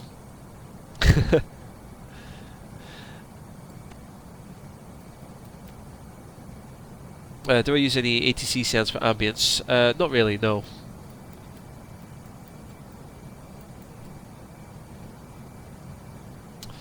No, I mean I do have Traffic 360, but I'm struggling to get it working at the moment. I mean I do see some AI planes rattling around, but it's not the like the experience that like Traffic 360 should provide. So I'm not sure if I need to reinstall it or what's going on there.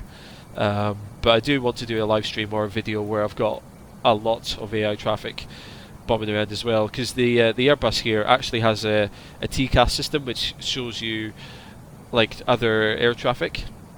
So I want to do a video on that, but as I said, I need to get that all working first before I can do that.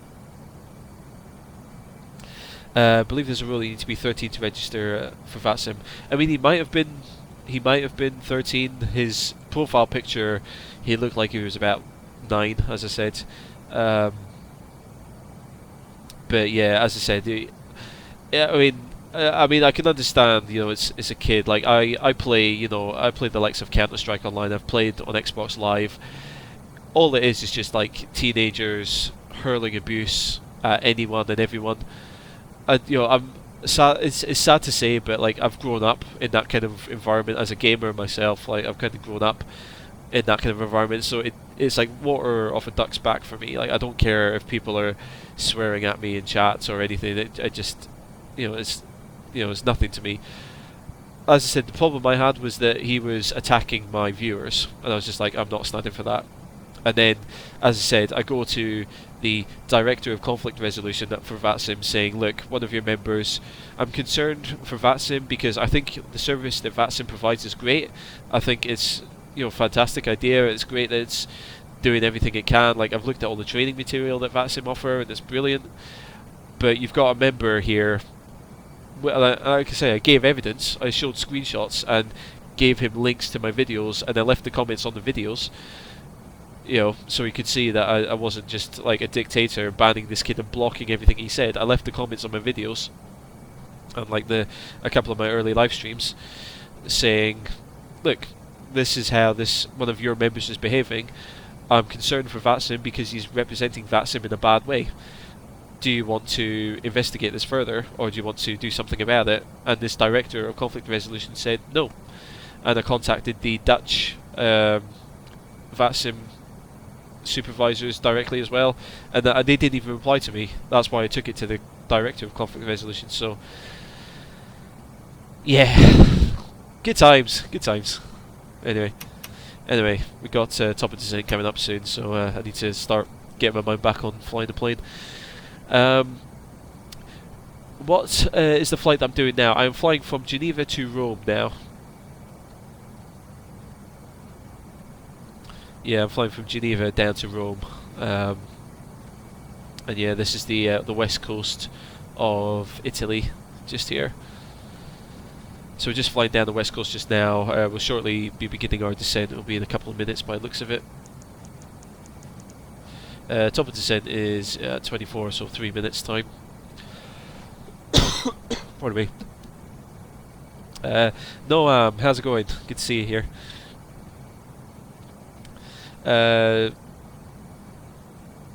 Do I have a control from a plane, autopilot heading? No, I don't. Basically, the autopilot controls here. So I've got the speed, I've got heading, and I've got altitude. So the only thing I've got set at the moment is the altitude. As you can see, flight level 370.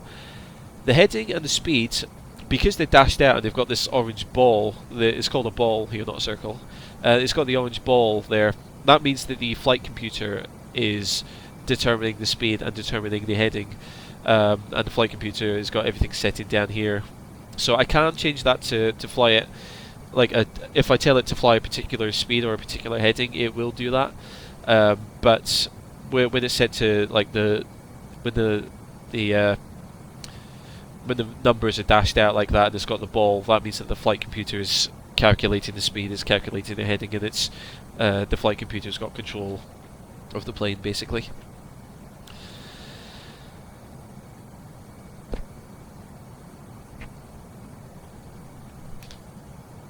So the director is too responsible, possibly. I mean, as I said, it was the guy who I went to the guy who was listed on VATSIM's homepage. Like they've got like various directors of various sections of the service, and I contacted the guy who was I think one of the they've got like a list of directors, and one of them was conflict resolution, and that was the guy I contacted, and like I say, he said, well, because it's not really something we can do anything about because it happened on YouTube. I'm like, it's really irrelevant whether it happened on YouTube or happened on AvSim forums or something. You've got a member who's abusing other flight sim members and who's announced himself as a VATSIM controller. So I don't know, it is what it is, I guess. Anyway, I don't know what altitude I need to be dropping down to. I just realised I haven't done any of my flight prep. Okay. Gosh, I've been chatting too much. Right. Sorry, guys. I need to get all the weather and all the approach data for Rome dialed in. Okay. What I'll do is I'll get the plane coming down first of all. I don't know what altitude I need to be coming down to, but I'll say 3,000 for now. The plane will sort itself out, and then I also need to let's see. Right, so QNH at Rome is 1016. Temperature is 14. I'm jealous. Winds are 040 at 9 knots. Transition altitude, I need to find that. Where's the chart?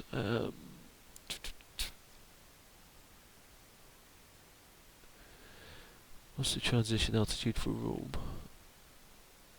Doesn't say. Is that 6,000? Actually, transition altitude 6,000. Excellent. 600. We'll take 250 on the minimums again. Cool. Alright, we're on our way.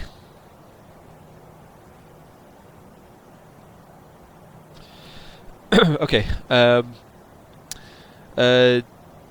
EasyJet, nice thumbnail. I'm glad you like the thumbnail. Yeah, I knew my initial flight was going to be an EasyJet. This is actually the second flight of this live stream, so yeah, I didn't realise I'd be doing two flights in one day. But it seems to be going all right. I mean, I think this is officially the biggest or the most popular live stream I've ever had. I had, according to my YouTube stats, I had 137 people watching at one point, which is definitely the busiest I've ever had on the live stream. So I'm grateful. I'm grateful that you're all watching now. So thank you very much. Could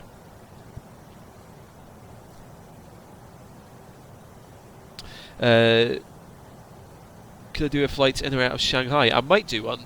I am thinking of picking up the PMDG 777 soon. So I might start getting into some long haul flights. I don't know if I'll stream them, because I don't know if I could sit here and entertain you guys for 5 or 6 hours non-stop. But yeah, I am thinking of picking up a long haul plane and maybe doing a few flights with that at some point. Because yeah, for me to sit here for like 5 or 6 hours, I mean, I see that as not a waste of time, but like there's other things that I could be doing with that time. You know, I could be like researching for my next tutorial or stuff. Although I could do a flight and show you how I prepare a tutorial video, so you can see like a flight and see me working and preparing another video. That's an idea. Might do that one day. Any tutorial using a flight computer, there will be one soon. I need to pick up a Boeing aircraft because the flight computers in a Boeing are different to the ones in an Airbus.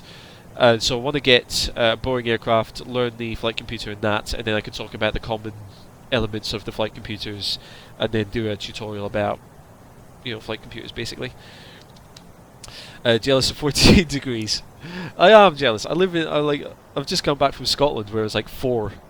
So yeah.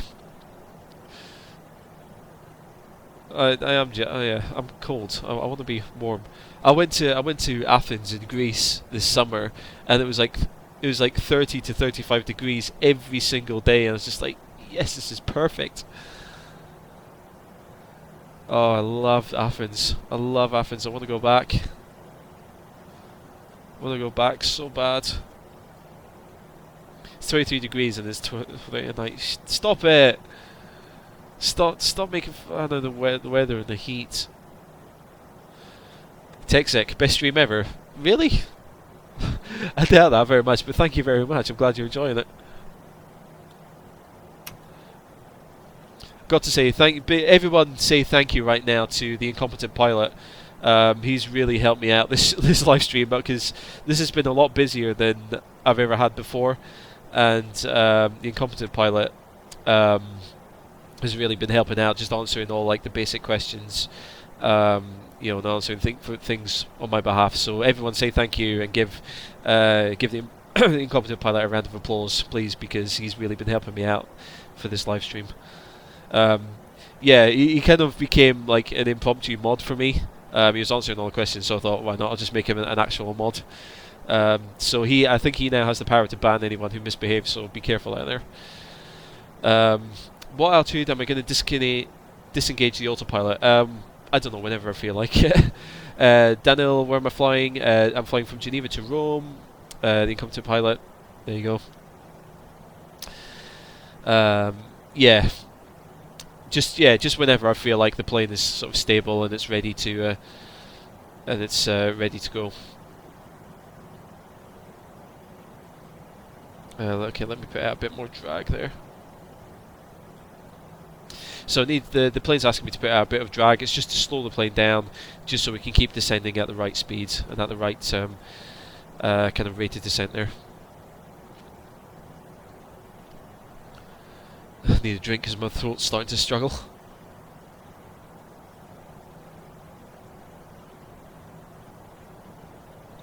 FlyX, maybe you can bribe him. Maybe you can bribe him not to ban you.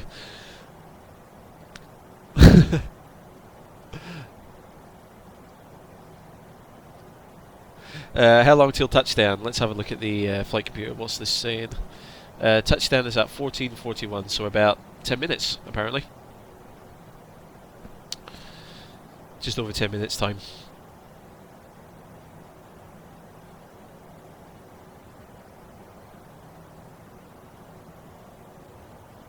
Oh no, oh thank you very much, that's very kind of you to say. Whoa. Okay, speed brake's still out. Okay, so that bong was just basically the plane complaining that the air brake or the speed brake was still out, which is fine, so I just retracted that and we're good. Yeah, no, thank you very much. That's very kind of you to say, and I'm glad you and Linny play. Okay, yeah, I saw Linny comment earlier. That's fantastic. Oh, thank you. I'm glad you're both watching. Thank you very much. I think you two are probably the first couple that I've watched, or the first couple that I've had in the chat. So thank you very much. I'm glad you're both enjoying it. I'm still at 0 flaps. Yeah, I don't need to put the flaps out until we get onto sort of final. We can you can get away with flying without the flaps until you're pretty close to the airport. Where we are just now, there's absolutely no need for the flaps, and if I start putting the flaps out at this speed, they'll probably get ripped off the plane. So I'm not putting the flaps out yet.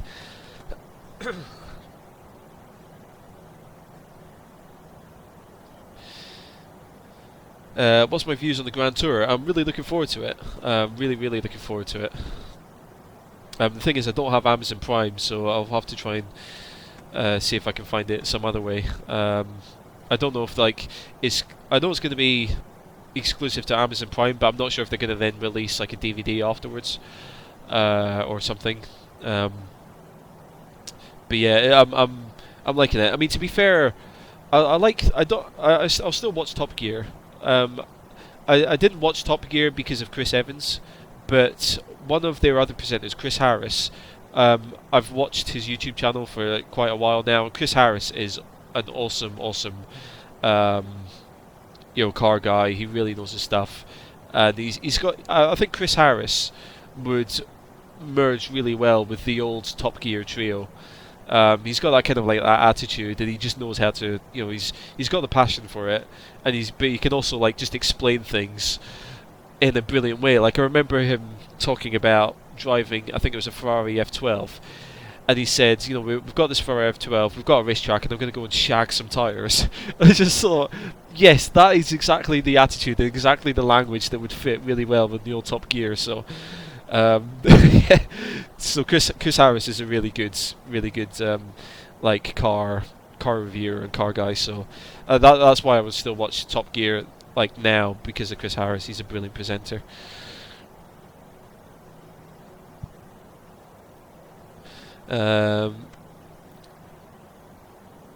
You've Raj, love your stream. Gonna stalk your stream some more. Please do. I've got a mod now to keep me safe, so feel free to stalk the stream. Right, so the plane's asking for speed brakes again, so I'll put a few of those out. You're coming down nicely. Camperman's got a pool. What? Really? You've got a pool as well, and it's hotter than the air temperature. That is not fair. Can I come over? I know. I'll steal a plane and I'll fly over. I know how to. That's not fair. I want a pool. I really want a pool. I want a mansion in a pool, which is nice and hot. Oh, I feel so inferior now. Got someone in the chat watching who's got a pool. It's not fair. Rome's to my left back. Yes, I know it is. We're going to do a big sharp turn to the left shortly.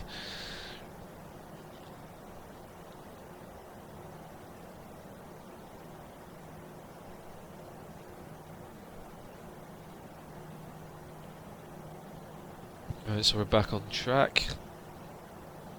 Right, so now that we're about to pass through 10,000 feet, I'll put the seatbelt signs back on, and I'll put the landing lights on as well, because I'm bound to forget them if otherwise. We've got all the landing data plugged in, so it's all good. The approach into Rome looks like it's going to be a bit easier than Geneva. I'm not going to have to fly any of it manually, so I should be able to do a good approach and not mess up anything. Nearly every backyard in Australia has one. Yeah, I noticed that. Like I noticed it's the same in Florida, isn't it? Quite a lot of people have got like a kind of like it's not like a greenhouse, but it's kind of like a covered outside area, and they've got a pool. And it's just like, yeah, ain't no luxury here. Trust me, in the centre of London there is. I wish I had like a basement with a swimming pool. That would be just epic. If I win the lottery, I'm definitely buying a mansion which has got like an indoor basement swimming pool. That would be awesome.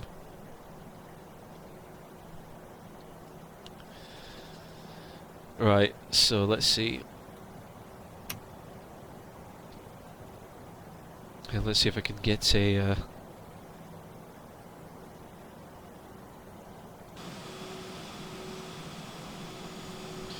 decent view here.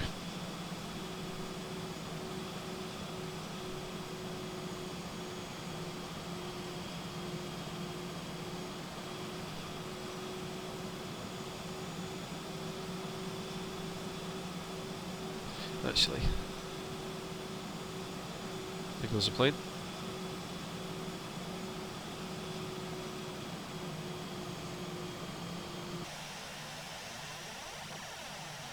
As I was making the turn.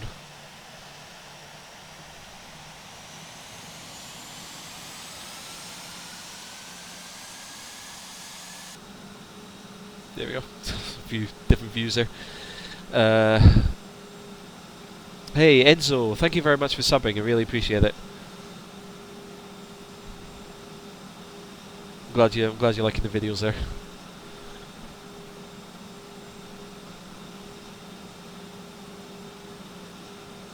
Right, sorry guys, but I'm going to jump back in the cockpit, make sure the plane's doing what it should be doing.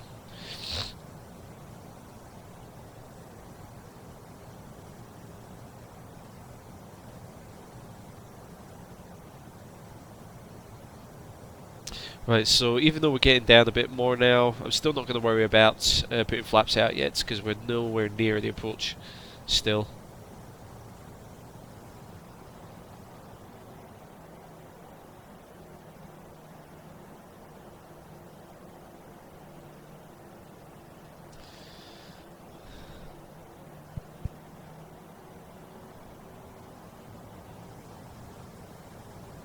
So I mean, we're going slow enough now that I could put the flaps out, but I'm not going to worry about doing that because it just creates unnecessary drag. It requires more fuel, and so yeah, we're not going to be worrying about flaps just now.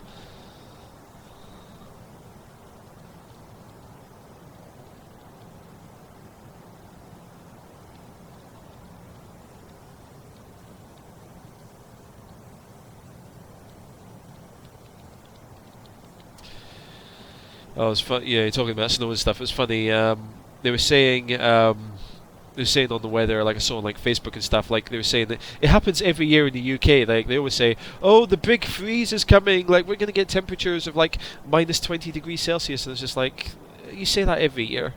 And I've actually lived it in Scotland, and I doubt very much. The funny thing is, in London, you get one snowflake, just one single snowflake in London, everything shuts down. Like the tubes shut down, the trains shut down, buses shut down. It's a nightmare. Like the power supplies to the tube lines all cuts out and everything. It's hilarious. As a Scotsman living in London, it is hilarious to see what happens when it starts snowing down here. Really, it is.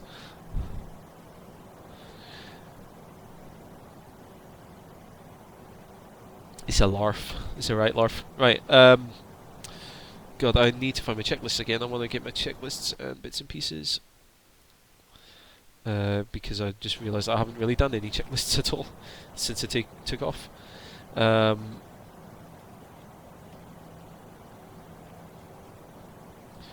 Okay, so descent approach. So MCDU is all set up.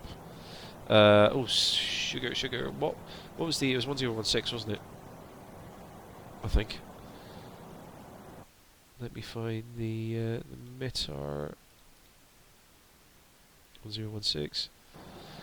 Right.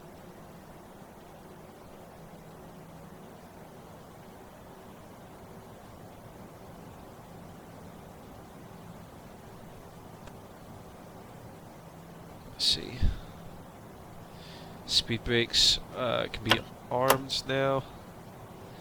We'll set the auto brake to low.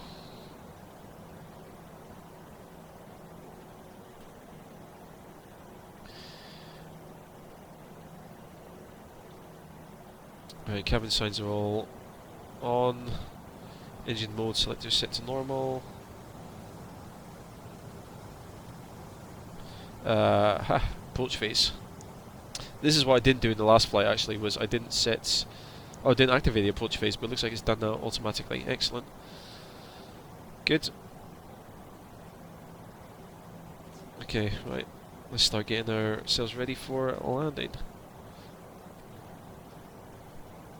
So just as we approach this waypoint here, DST 92, this first waypoint, here, that's when I'll start throwing the flaps out and start slowing the plane down.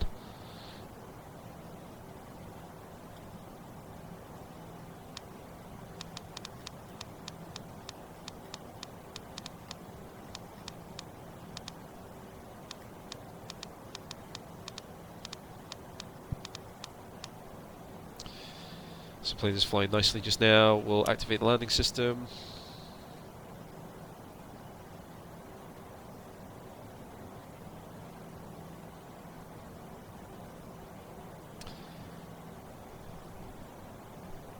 Okay, bring the range down. Oops, all the way now.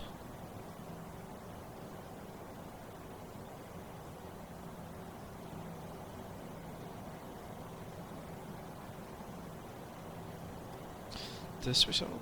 Yeah, I did. Cool. Okay.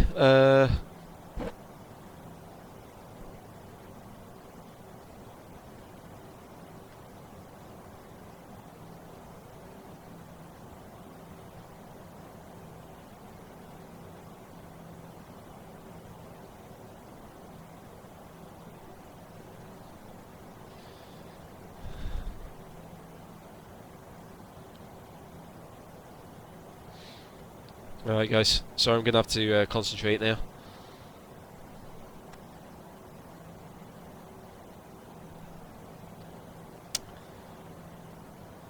Alright, so just as we're coming down to this waypoint, okay, I'll throw out the first stage flaps there.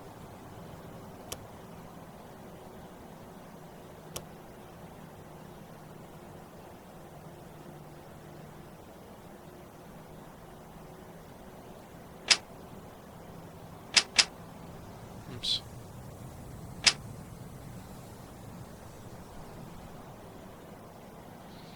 Ah, we missed.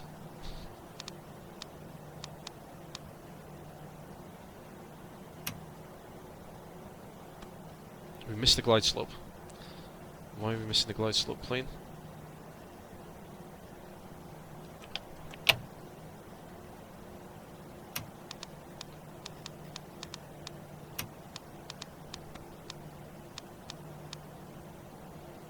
Why did the plane miss the glide slope there?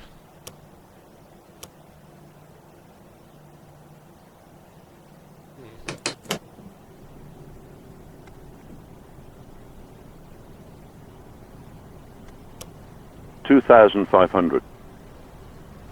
Okay, okay, I'll tell you what.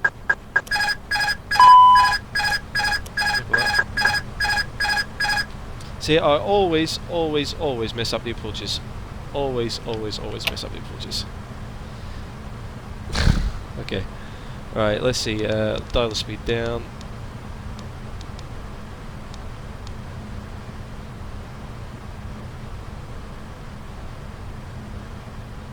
Never mind. What we'll also do now is get the taxi lights on.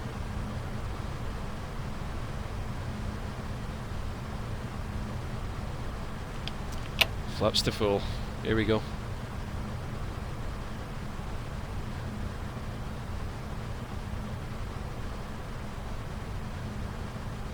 It's okay guys, we have plenty of time and space to recover it. See, I was saying this earlier, like, I don't know what it is about flying this Airbus. I always have issues on approach with this plane, and I have no idea why.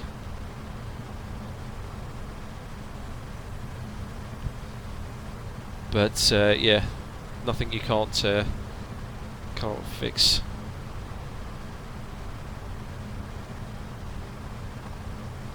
So I've got the auto throttles handling, holding my speed just now, so I'm not going to worry about that. Although I am flying this approach manually.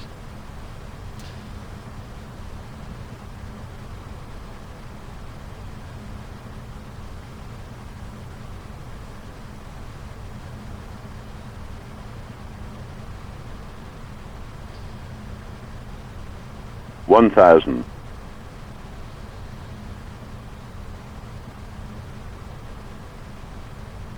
Just trying to get myself back down onto the glide slope just now.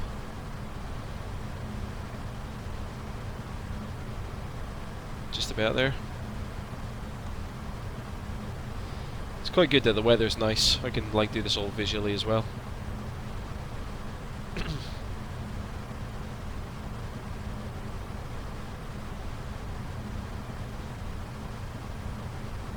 500. By the way, if anyone was wondering what that alarm was earlier, that was just me disconnecting the autopilot. Because it cannot be trusted. 400.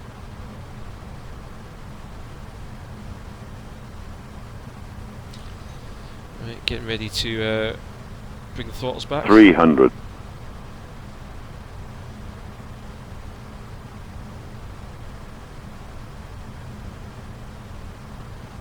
200.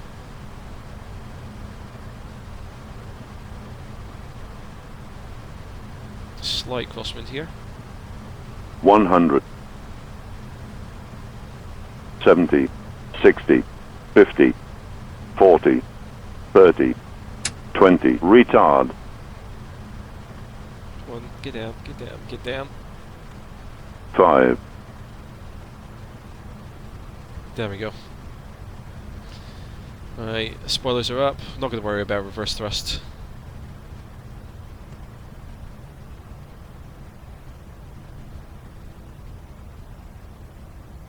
And we got low auto brake in there.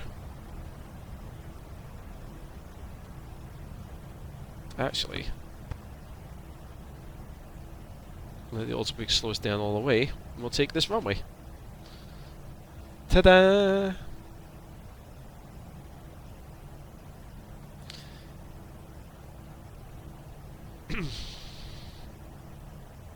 I believe the terminal is over there on the right, so let's see. Bring the flaps up. Bring that up.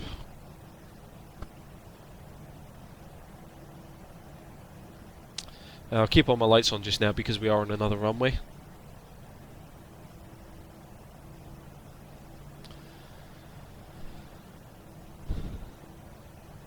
And then I'll turn over there and we'll figure out a way to the thing, to the terminal. What do I have for joystick throttle? I use a Logitech Extreme 3D Pro joystick, and that's got like a little throttle lever on it there. Actually, is that a taxi wreck and take? I don't think so.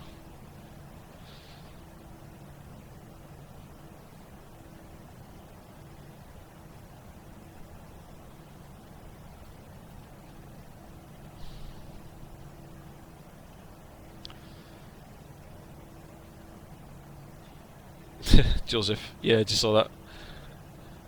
Did you say you were flying to Heathrow? Was it you who was flying to Heathrow? Oh, thank you guys. I'm glad you liked the landing. I did float it a little bit again, but I'm doing a lot better than I used to with this plane. Also, if you see some of my early live streams, like I was like stalling and then overspeeding and doing all sorts of crazy stuff with it. Wasn't the best, but yeah, the flight, the actual approach was flown manually. The auto throttle was, like, I set the speed to I think 133, and the plane was doing the throttles automatically, just to hold my speed steady. But yeah, the approach was flown manually, so the localizer glide slope was on me. Right, so now we're off the runway. We can turn the lights off, turn that down, strobes can come off. Yeah, I don't think there's any more cleanup that I need to do until I get to the gate.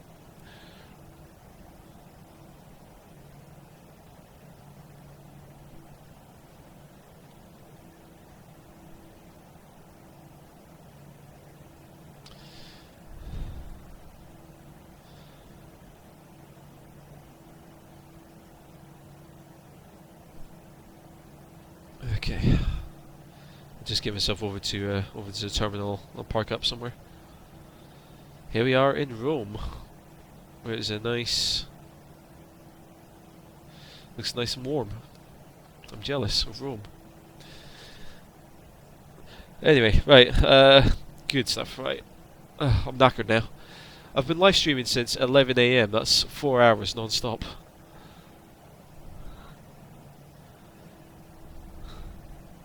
Alright, that looks like parking space over there.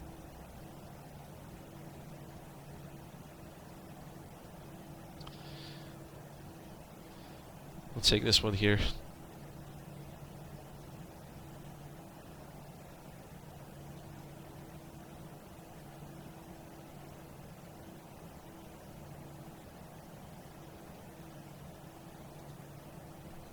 I just need to dive outside quickly, so I know where to put the front wheel.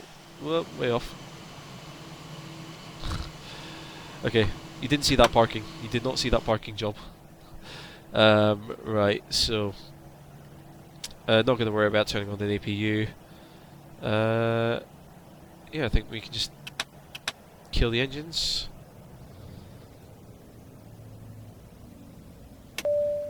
Passenger seatbelts can come off. Doors can be opened. We'll turn off beacon light. Turn off taxi light. Turn off nav light. Jetway's making its way over. And that is about it. That is it. That is all the flying that I'm going to do today. Oh man. Whew, okay. Camperman is off to practice using the flight computer. Well, thank you very much, Camperman, for sticking around for as long as you have. I really appreciate it. And yeah, I'm still jealous of you having the swimming pool. But yeah, thank you very much for coming along. Really, I do appreciate it. What's the plane? The plane is an Aerosoft Airbus A319. Please be careful of all the bowling balls. Yep, gotta love them bowling balls. Let's see. Let's see what I'm gonna do. Just power down the plane the rest of the way. Let's see.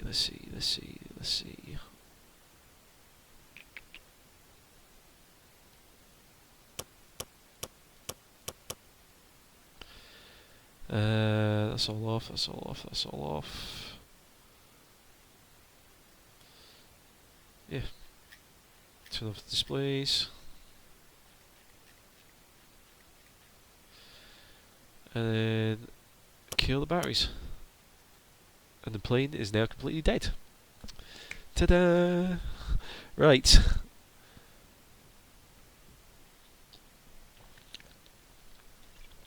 Ah, gosh. Right. Done. It is done. It is done. Hey, Ronan. Yeah, I think a couple of people have just joined right when I'm just about to finish the stream, I'm afraid. God. But, I'll just close that down. Yeah, let me just get a nice scenic picture of my Airbus. Yeah, so there we go. Oops, I left one of the doors open. Never mind. Yeah, so yeah, there you go. That was the Airbus A319 from Aerosoft. 2 flights, one from Gatwick to Geneva, and then from Geneva down to Rome. Yeah, for anyone who has joined, late in the stream, the video will go up on my the full video will be up on demand on my channel in a few hours' time once YouTube's done all its processing and rubbish. So if you want to see what it was like, what happened, then you can watch it then. Yeah, just to see if there's any more comments or questions. And yeah, once more, can everyone just say thank you very much to the Incompetent Pilot for modding and looking after you guys in the chat. Yeah, he kind of became an impromptu mod today. So thank you, Stigron, for helping me out there. Yeah. So yeah, everyone give him say thanks again to the Incompetent Pilot for helping me out there. And of course, thank you everyone for watching. And I know a couple of people have stuck around for quite a long time, quite a few hours. So I hope that the stream's been interesting. I hope that you guys have maybe learned something from watching me fly in this stream.